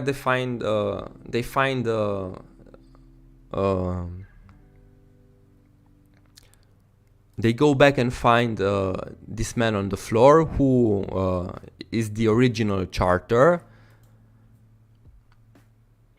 And this is very important. They find a slip of paper with a motto of some sorts on it and the letter V on one of the pens. And as they read the message, Kira and Nigurat are transported outside the holographic world back to reality, and they basically leave the bubble universe and report back to the Elder. This is again very important. Nigurat points out that the existence of this bubble universe in the end had nothing to do with the Sky people, and even calls this trip a waste of time. To which Elder Compito reprimands Nigurat and points out that the star rock is a very big anomaly and that shouldn't be ignored. And that many other bubble universes are just like fallen star, destroyed not by self-inflicted damage nor by the Sea of Quanta, but by some invisible malice in the Sea of Quanta, which he calls that hides behind the laws of the bubble universes, and he calls it the true abyss of the Sea of Quanta, Sa. And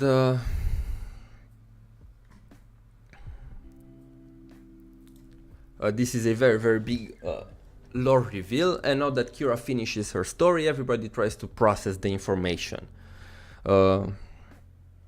We see Santi, who is happy that she gets to fight aliens in the future, but the rest of them aren't too enthralled with this information.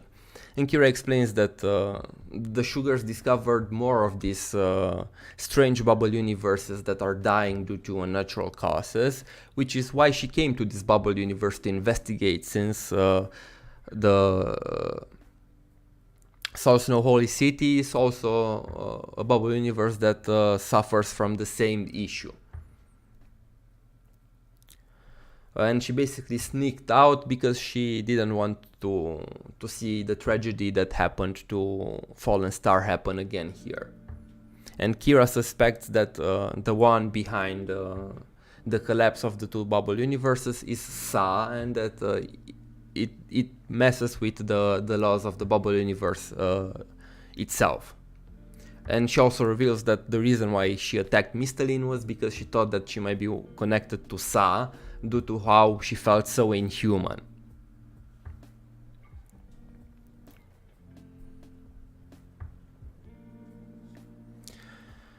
And she points out another interesting thing that the elder of the sugars noticed is that this bubble universe never split into two, but the second bubble universe just appeared out of thin air because the energy level doubled.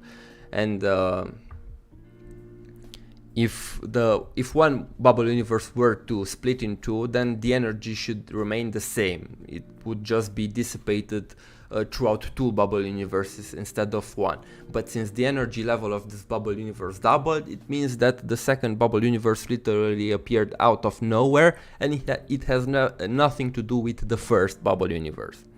And even Schrödinger points out that this is very, very strange, and to create a new bubble universe far exceeds the maximum amount of energy that even a metamorphed Herrscher could produce. And she theorized that the only thing that could do such a thing is the cocoon of finality, which is to say that Sa, this existence similar to it in the Sea of Quanta, is very, very powerful. And if this situation is left unchecked, the people of this bubble universe will suffer the same fate as the people from Fallen Star. An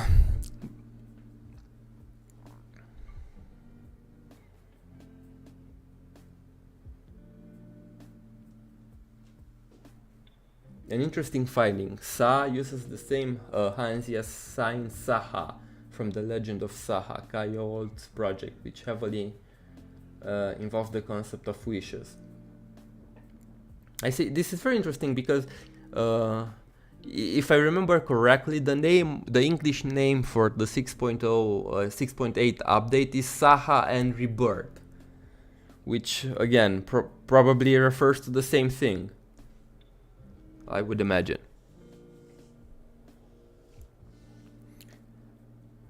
Yeah, and we have Schrödinger saying that there could be a way for them to save this bubble universe, much like how Durandal was able to stabilize the bubble universe during the Durandal visual novel by anchoring it to herself. They could do something similar and anchor the bubble universe to an external point. However, they don't have the sacred blade with them to help in this case, and that the only thing that could ensure the stability of this operation without the sacred sword would be a Herrscher. However, the traditional definition of a Herrscher core is a fixed point projected by the cocoon on the proper world, which means that it's stable only in the proper world itself. It's not stable in the Sea of Quanta, and this is again seen with Senti needing to touch the moon rocks to avoid disappearing, and she's just as helpless as the others in the Sea of Quanta. So they would need a new kind of Herrscher for this to work, a Herrscher that is not tied to the imaginary tree, but a Herrscher that is born inside of Sea of Quanta. But Schrödinger points out that that is a paradox, and it normally wouldn't be possible. And this is how Act 2 ends.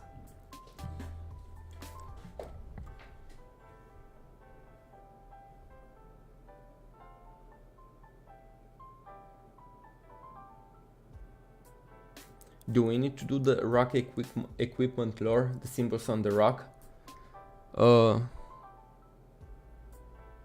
I don't think so.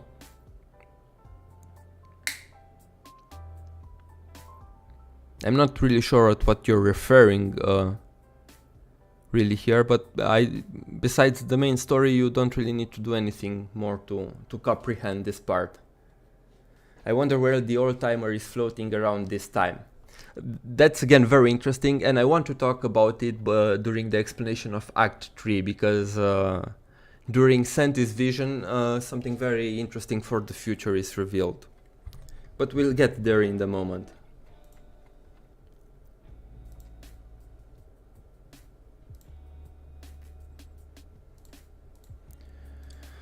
Oh my god, this is a long one. I don't want to spend all day recapping this, so I'll try to move a bit faster to Act 3 and only mention the most important points because this act is really, really long.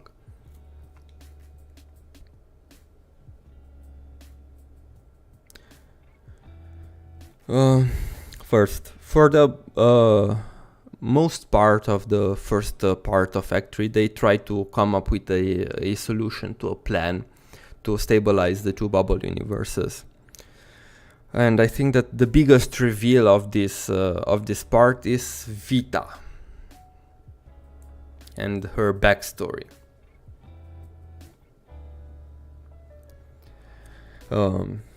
Because let's be honest, everybody was sus of Vita. Everybody knew that there must be more to her than we initially thought. It was no surprise that she was hiding something, but I think that the majority of the people expected her to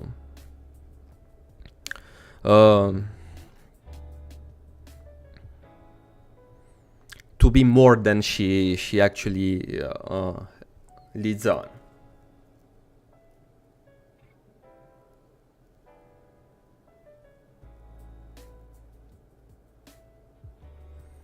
And Vita finally reveals that she is in fact not a native of this bubble universe, but a refugee from the fallen star that is the bubble universe in which Kira and Nigrat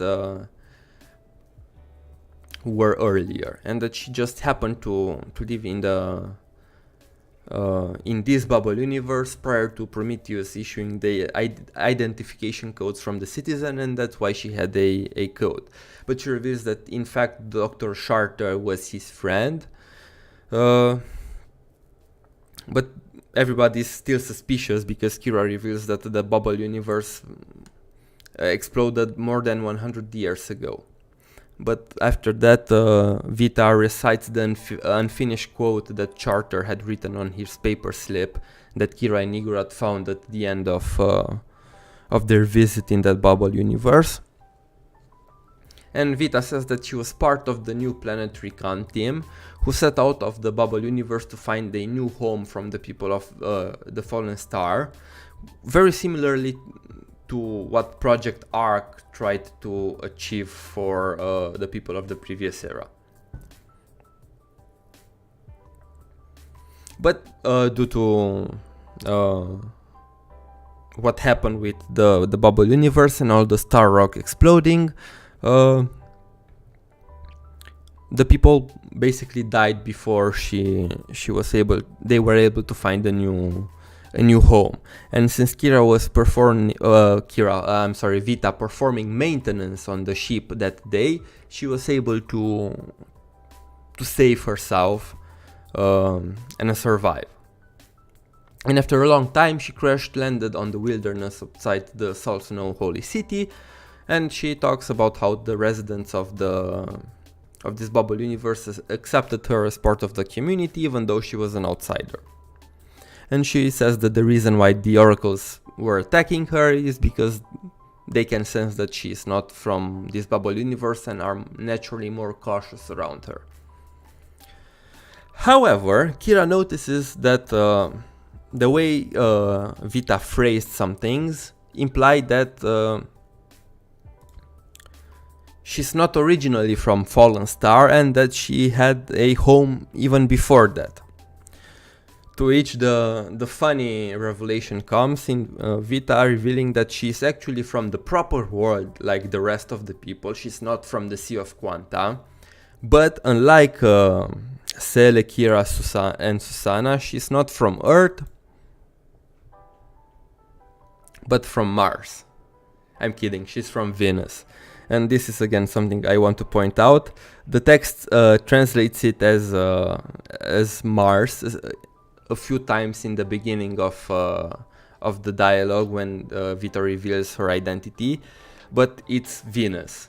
And after a while they revert the translation to the proper form, which is Venus. And I don't really know how this happened, since Mars and Venus are not really... The only thing they share is the fact that they are different planets of our solar system, but they don't really sound the same. And I even looked up their pronunciation in Chinese, and while they're a bit similar, in my opinion they are distinct enough for you not to confuse them.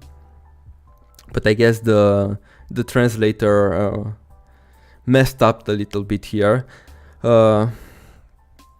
I myself submitted a ticket at the customer support. I encourage you to do the same if you have the time, for them to fix this mistranslation, because this is a very important revelation lore-wise, and it's quite a shame to have it butchered like that, because if you don't know, you don't have the context behind the mistranslation, I'm sure that a lot of players were very, very confused about Vita and where she comes from. Because in one part they say Mars, in another part they say Venus.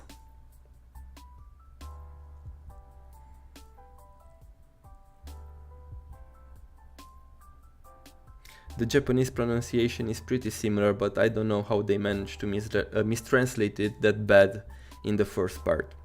Yeah, I don't know either. Maybe, I mean, I don't know how they handle the English translation. Maybe they translate from Chinese to Japanese, and maybe they translate from Japanese to English.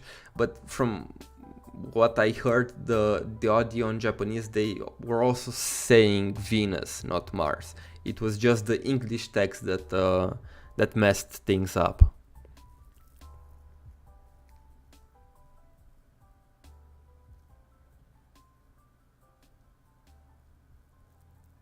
Was glad that I saw your tweet about this before playing, would have been really confused otherwise.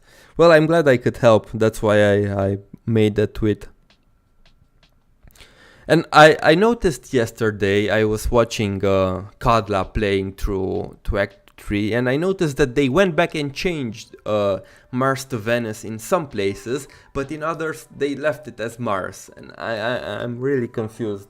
Because they went back and changed it in some places, but only in 1 or 2 instances. In the rest of them, they left it as Mars.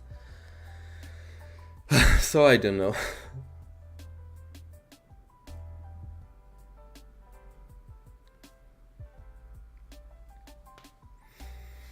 Yeah, Venus is very, very sus.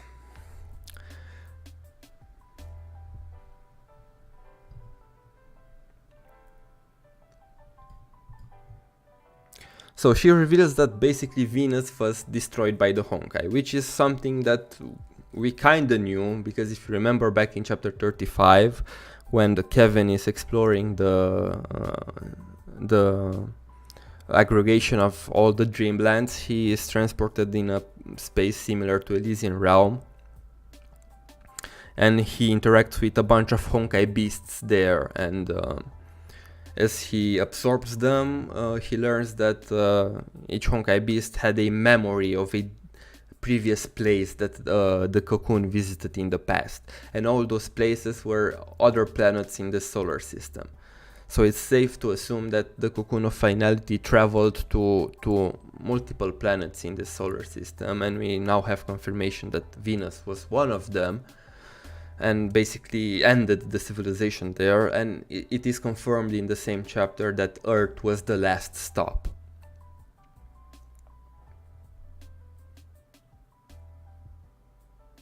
I'm curious which branch is in charge of the translation.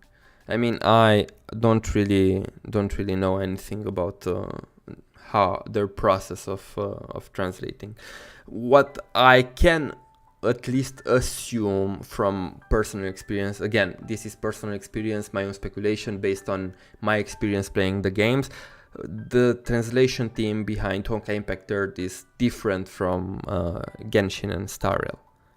That I can say for sure.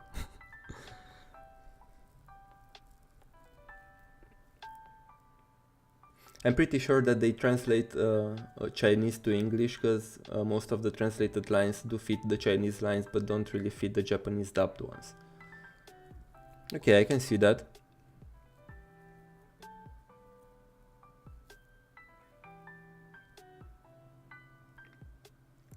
So from one planet to a different planet you can be traveled using the Sea of Quanta. In a way, yes, because Vita, this is the next thing I wanted to point out. Vita says that after her homeworld was destroyed, she basically was thrown in the Sea of Quanta, and she navigated the Sea of Quanta from Venus to Earth, because even the Sea of Quanta is mostly influenced by the proper world that is closest to it. So in the Sea of Quanta near Earth, you will see bubble universes that reflect Earth. In the Sea of Quanta near Venus, you will see bubble universes that reflect Venus, or parts of Venus. And Vita basically explains how she traveled from the Sea of Quanta near Venus to the Sea of Quanta near Earth. And she points out that Earth was a lot more technologically advanced than Venus was, and because of that, the Sea of Quanta had much more diverse projections that the Venus's sides of Sea of Quanta had.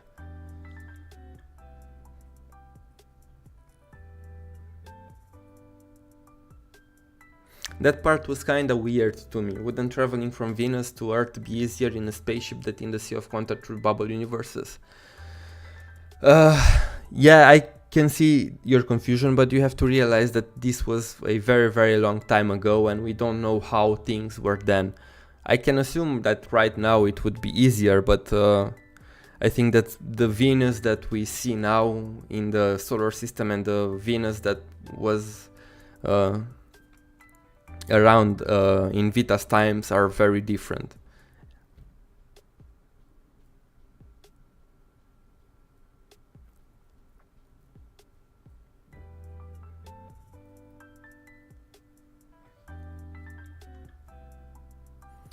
Anyway, everyone seems to understand Vita now and ask if she can provide any help.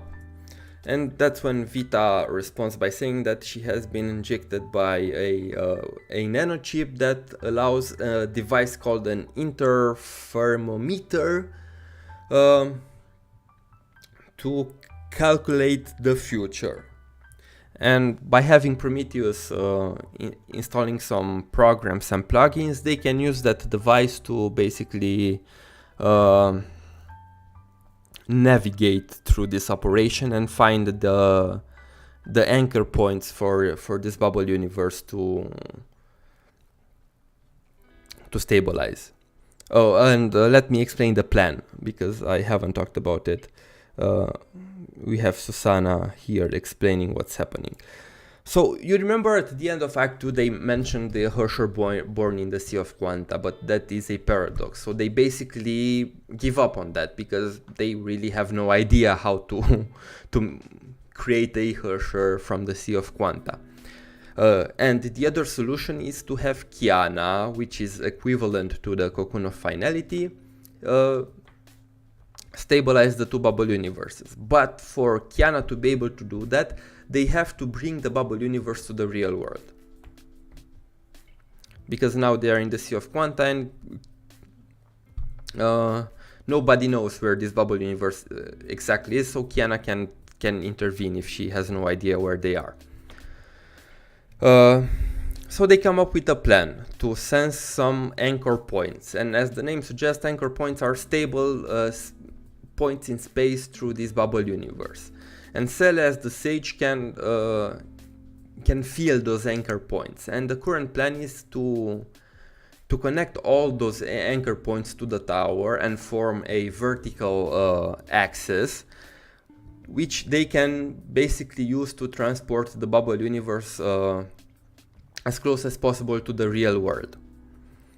And they devise a plan in which each of them has a very defined role. Seele is to work as an antenna again, which is a occurring joke, honestly, at this point, to sense these anchor points in the space.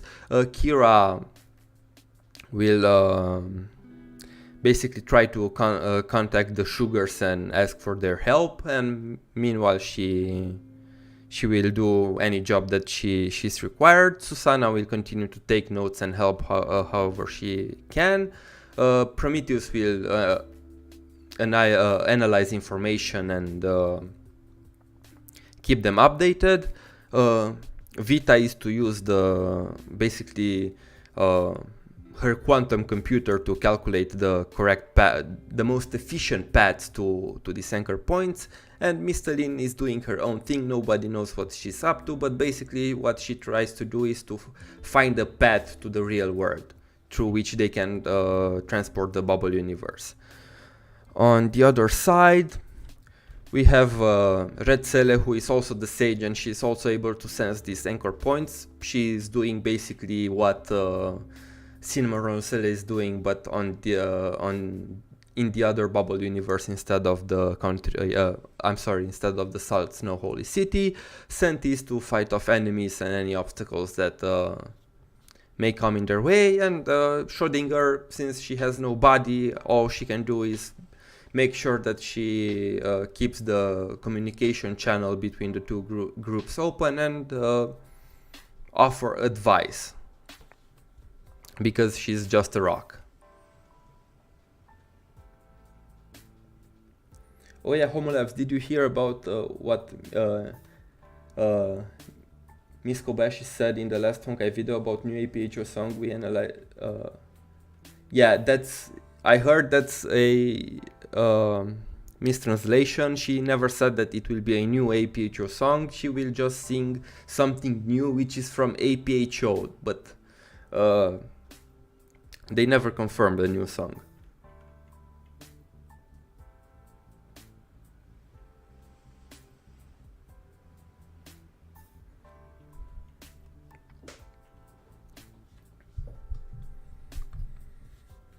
Anyway, so this is the plan, very simplified.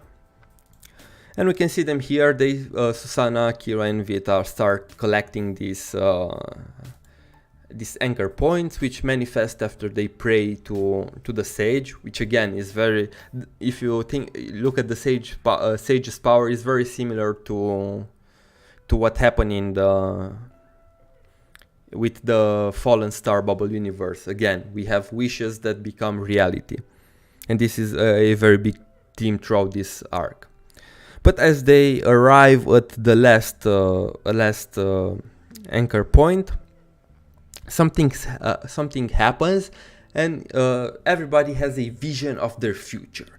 And firstly, we are introduced to Susanna's vision, which happens during the events of APHO. Timeline-wise, we are not sure. I mean, again, I don't want to say that something is 100% sure, since we don't really know. But I would assume this happened, since it's Saint Fontaine, this happens during the attack of the Sky People. But we never see a Sky People, and it is never really confirmed that it's during the attack of the Sky People, even though timeline-wise it matches. But anyway, Susanna is transported to this dream, which happens 8 years in the future. She is now an A-rank Valkyrie, which honestly was kind of disappointing to see. I was always hoping that she would become an S-rank Valkyrie by the time of APHO, because honestly, 8 years and she becomes only an A-rank. That's a bit disappointing thinking about it, especially if you assume that we don't really know Susanna's sage, right? If we know, please correct me, but from her looks I would assume she's around 16, 17 years. That means that she should be in her mid-20s by now. So yeah, I was a bit disappointing, because I really like Susanna as a character, and I really want to see her as an S-rank Valkyrie. But then again, it's still hope.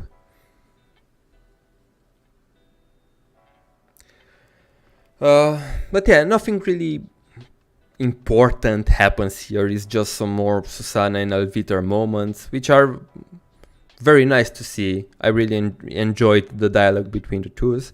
But at the end, they see Rita and Durandal, and Susanna sleeps up and basically falls off a building and wakes up back in the Holy City.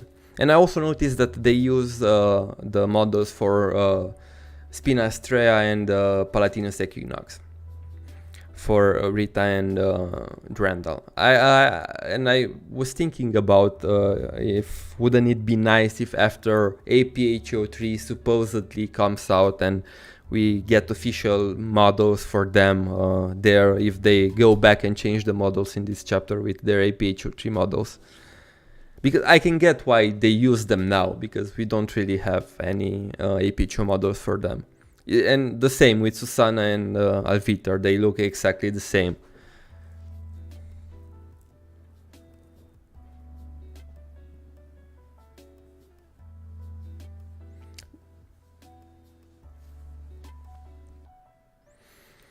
And after they come back, Susanna explains her dream and everybody starts talking about what they saw. Kira explains how she saw the events of the Kira event that happened earlier this patch. And I want to talk about Senti, because what Senti said is very, very interesting. Okay, so first of all, we know that Fuhua went missing somewhere.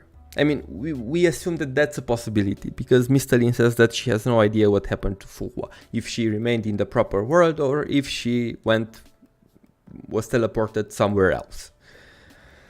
But I would say that she was indeed teleported somewhere else, otherwise I don't know why they would have mentioned that line of dialogue. And Senti here says that she saw a small planet and the edge of the solar system. But she didn't spend very much time there, since she's the Hersher of Sentience. She was able to forcefully break off the illusion on her own, because she didn't really give too much of a thought about it. So we have very little information, but I think that is the planet where Fuhua was teleported, and maybe the location of a future story arc, which would be very interesting, because that would imply that we will get to the edge of the solar system.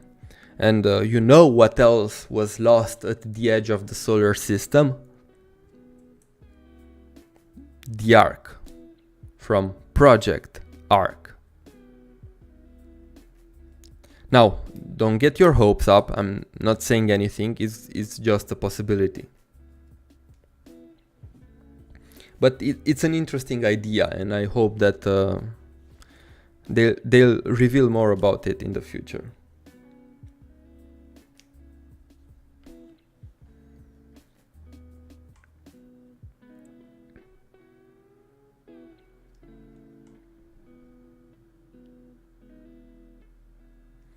Anyway, after this, the two Seeles have a moment, and Cinnamon Seele notices that Dark Seele is acting a bit weird, and it must have something to do with the vision she had.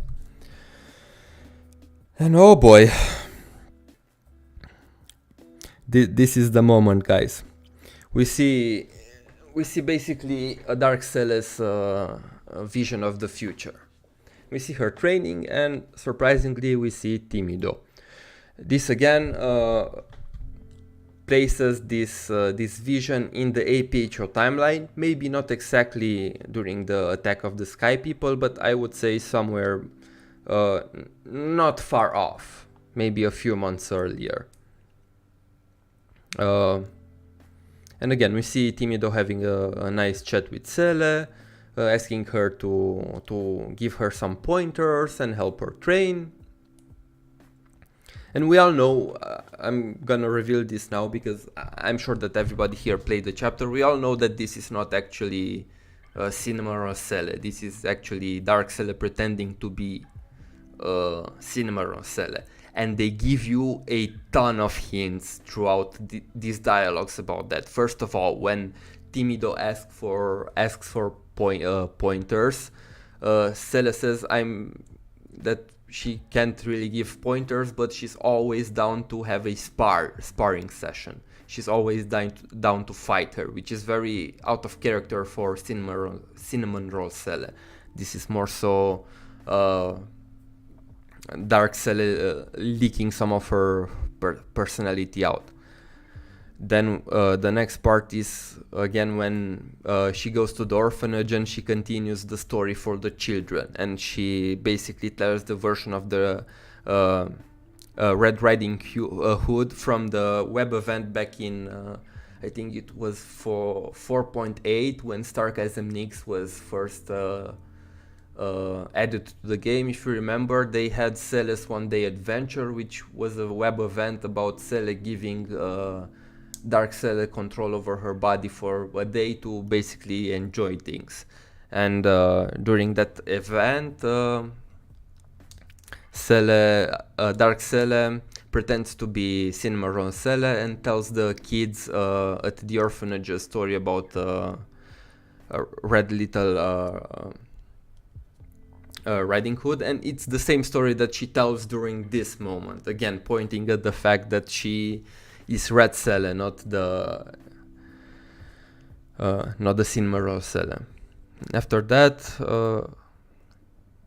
she encounters a woman that she saved in the past, who points out the fact that she has changed, again giving the impression that something is wrong here. Something is wrong with Dark Seele. I mean, that's what the story wants you to think during this entire sequence of events. But in fact, it's the other way around, and this is revealed after the discussion with Bronya, when she starts remembering things from the past, and she remembers the Theater of Domination, which is the place where Seele gave Dark Seele control over her body, complete control over her body for the first time. And we have this very, very creepy and I don't even know how to describe this. It was a very chilling moment when she looks in the mirror and smiles.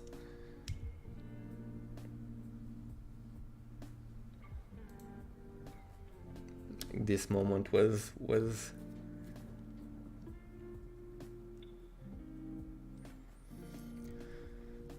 let's say fucked up in the least.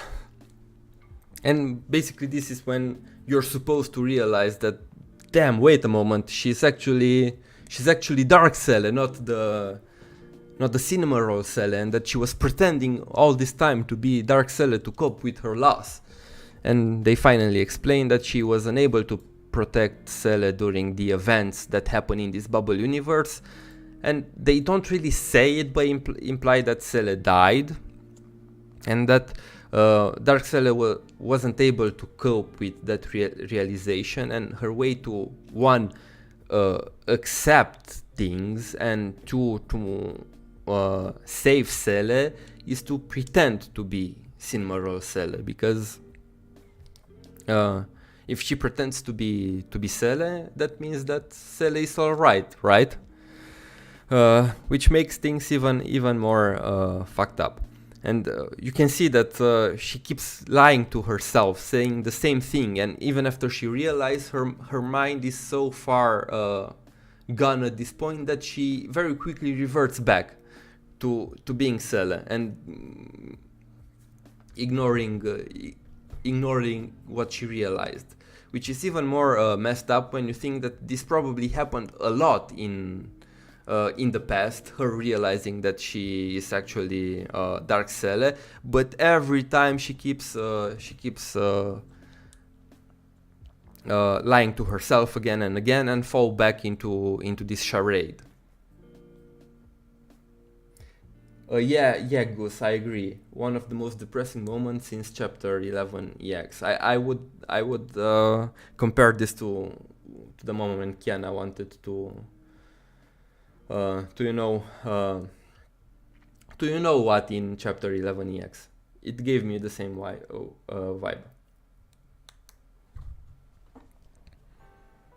And again, after that we are brought back to the present day, when Dark Seele brushes things off, saying that she only saw that she had an argument with Cinnamon Seele in the future.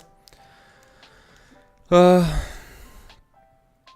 after that we are moving to the last part, which is the implementation of the plan. Now, I'm not gonna waste too much time here. This moment is mostly focused on Susanna and her growth, and I want to say that I am very, very happy that Susanna got her moment, and after this chapter I really found a new appreciation for her. I mean, I liked Susanna before this, I really did, but after this chapter she really went up a few positions in my rankings.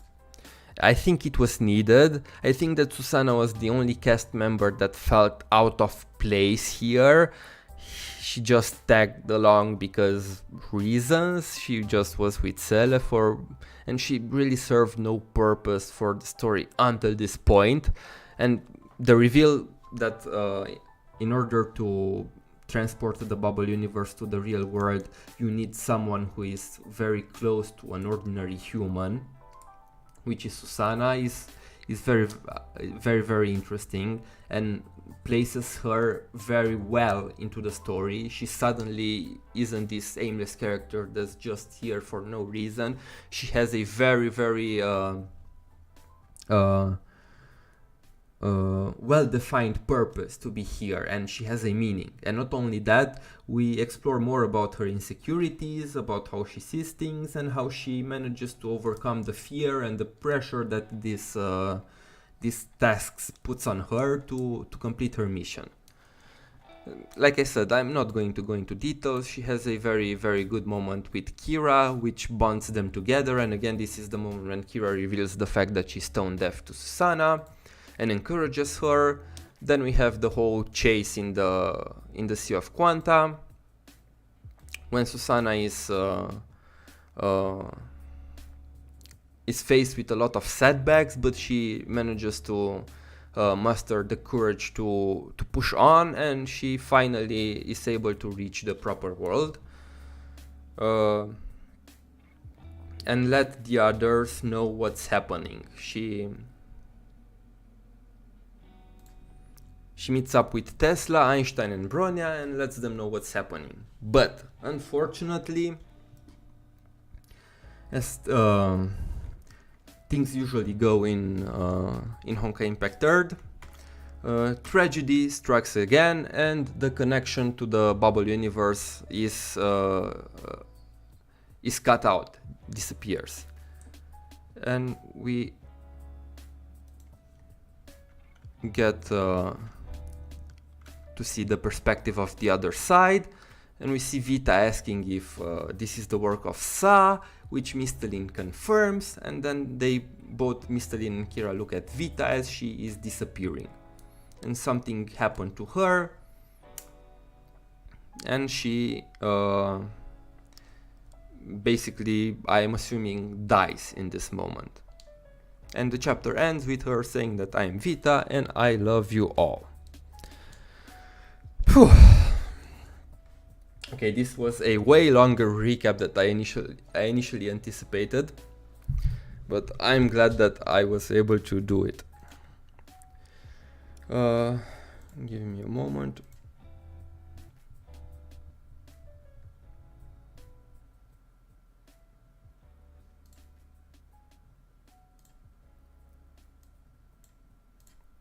All right.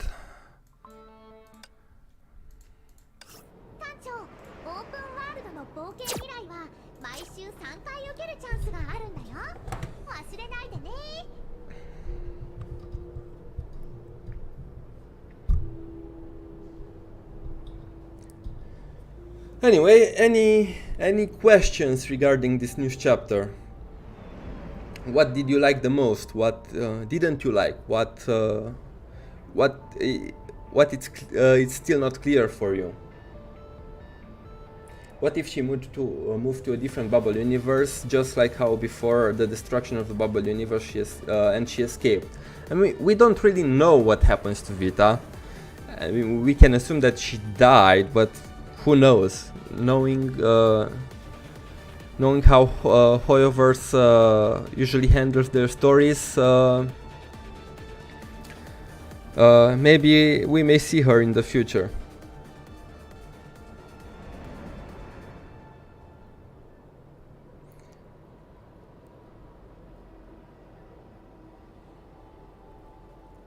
Senti counseling Darcel, I think, will be important next chapter. Yeah, I mean, maybe I thought that that was a very sweet moment. I really liked that. I like the fact that Darkcell and Senti bonded even more, and I love to see their banter and their relationship. But I didn't really mention it because I didn't think that it's that important. But maybe you're right.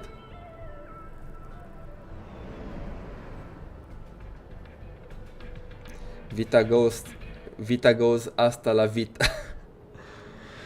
Oh god, why did you make me read that? Now that will be stuck in my head for the rest of the day.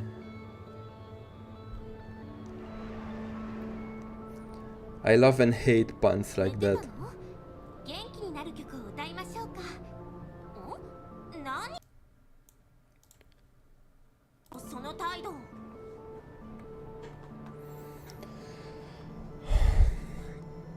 Yeah, thankfully we don't have to wait that much for chapter 39 to come out, and we will get more answers.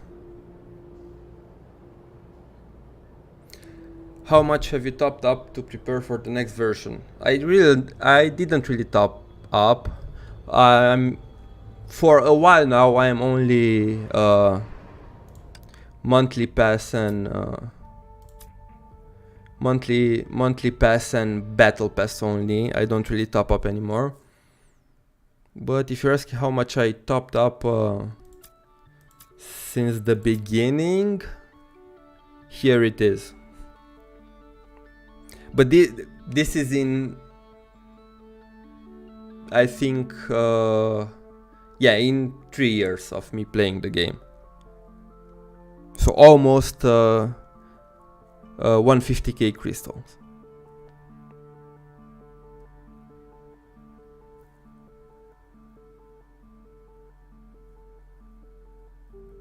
Homo,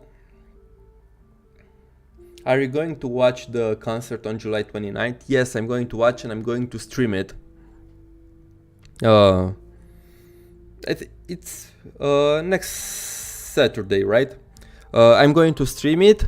I'm gonna go live a bit earlier so we can discuss about what they might reveal. I don't know, I'm thinking about maybe making a bingo card with things that might get dropped during this concert and speculate about what they may reveal to us.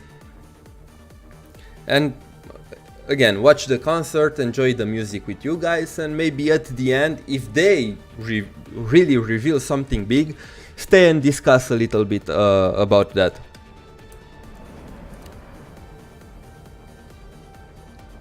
What was Cinnamoroll's Seele seeing in the vision from Vita? I don't think she had a vision, because she was in the tower at that point, and only the people that were near the anchor points got the vision. So I don't think that Cinnamoroll Seele had a vision at that time.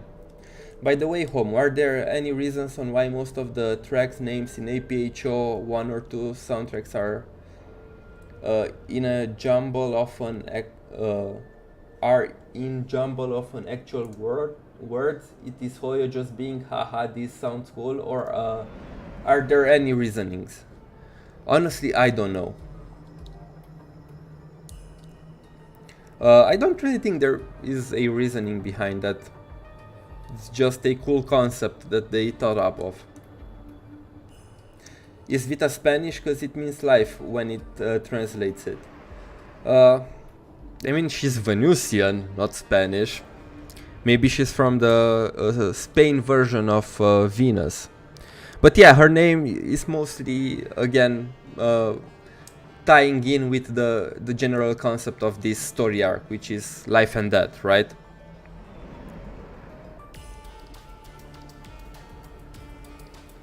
It might have spoilers of chapter 39, I fear.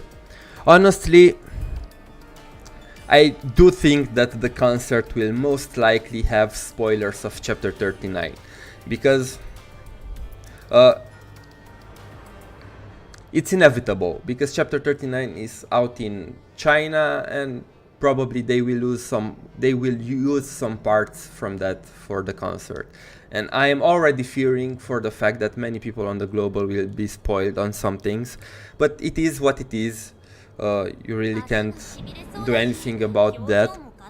Luckily, I have a general idea of what happens in chapter 39, because again, I said this in the past, I will say it again, I keep up with the stuff on CN simply because I want to be aware of any important lore revelations as soon as they drop, because I'm a lore content creator and it's important for me to know these things.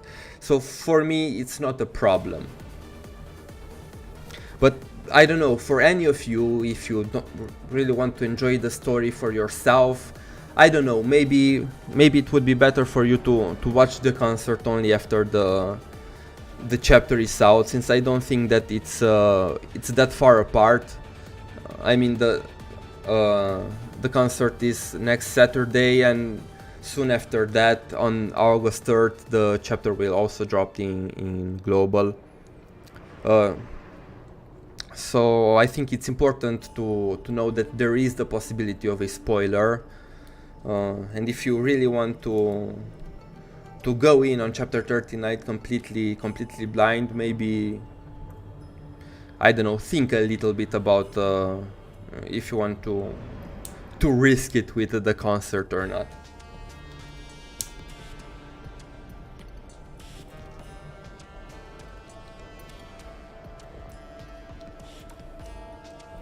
Homo Labs, how sus do you think that chapter 38 is? I can't help but have an uneasy feeling with Vita disappearing like that, yet I still can't help but find her untrustable. I mean, that's a sentiment that I saw many people have. And I can see that was also my impression after I read what happens in chapter 38. So yeah, I can see why many people believe that.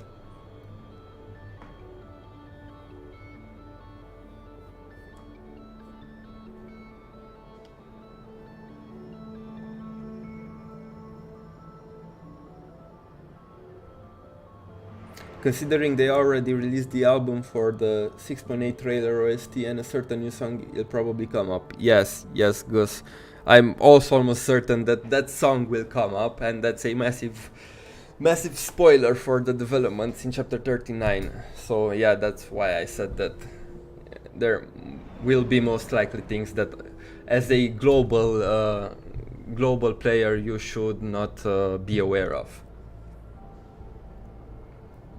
When is chapter 39 starting on global? On August 3rd. So it's pretty soon. Homo Labs, related yet not related to Honkai overall. Do you think a good story is, despite spoilers, you can still enjoy the story? Yes, I will tell you something about myself and spoilers. I know each person is different, right? And I think each person has the right to refer to spoilers in their own way, and we should respect that. That's why I don't talk about spoilers from CN, even if I'm okay with them, because maybe someone else is not, and I don't want to be disrespectful towards others or put others in a position where they don't want to be.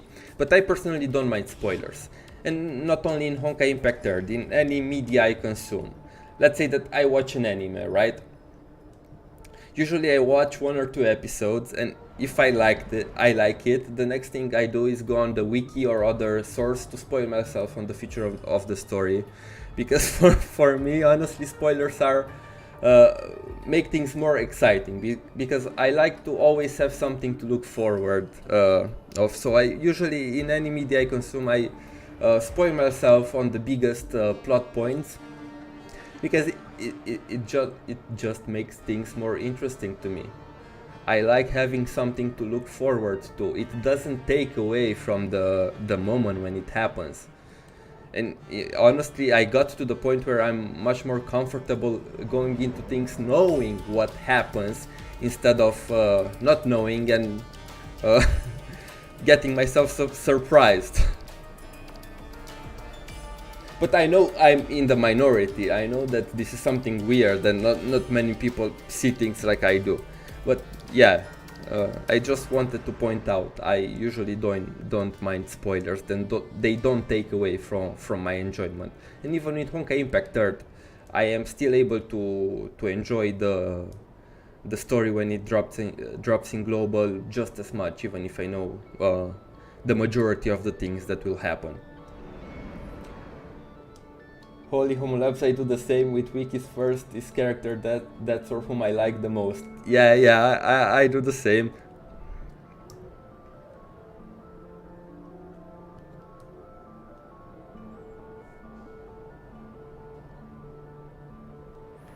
I mean, like I said, each person is different, and each person likes to tackle media that they consume differently.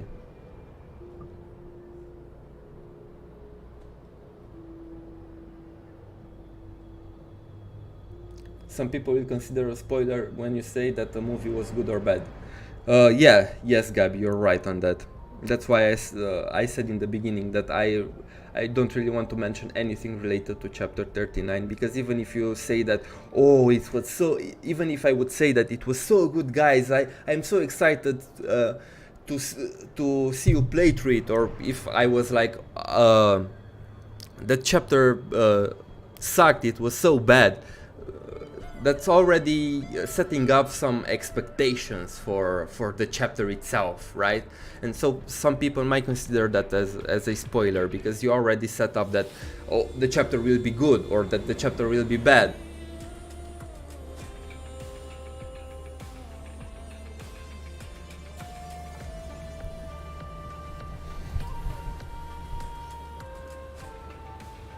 Homo, do you plan to do shorts like the one you did with Susana about Honkai Impact new characters, just short summaries?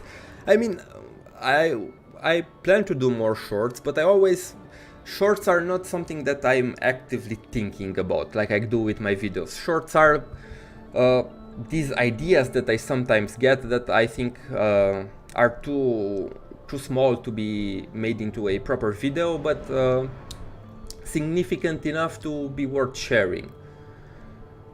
And that's what happened with Susana. I really thought that people would be interested in a bit of her backstory, but there's very little of her backstory to make a proper video out of it, so I made it a short. Now, regardless, the new battlesuit that will drop in 6.8, I will most likely make a full video on it, because there's so much lore in explaining everything about it that it's worth to make a video, and it's just too much information for a short. But I don't know, in the future when I have another idea, I will make more.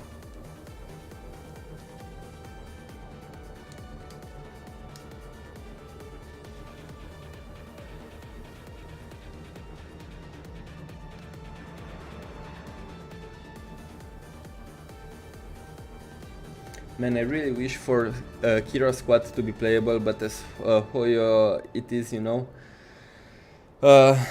I'm guessing you refer to the Snow Wolf squad, right? With Kira, Salome, Niguret, Patricia, and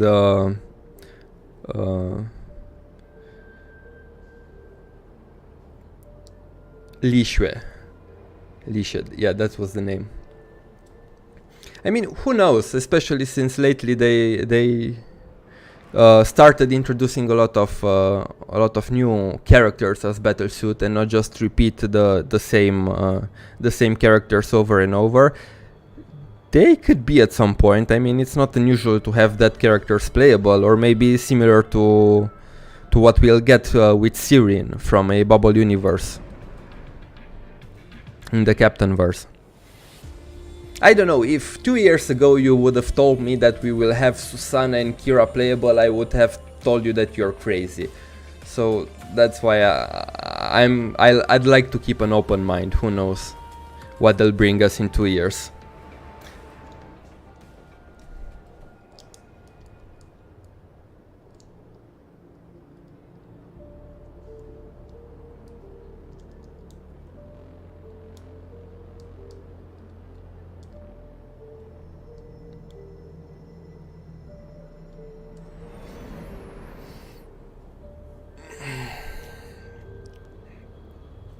Okay, anyway, I think that I am going to end the stream now, guys, because I can still feel my back starting to hurt a little, and I want to do some stretching and some exercises before it's too late.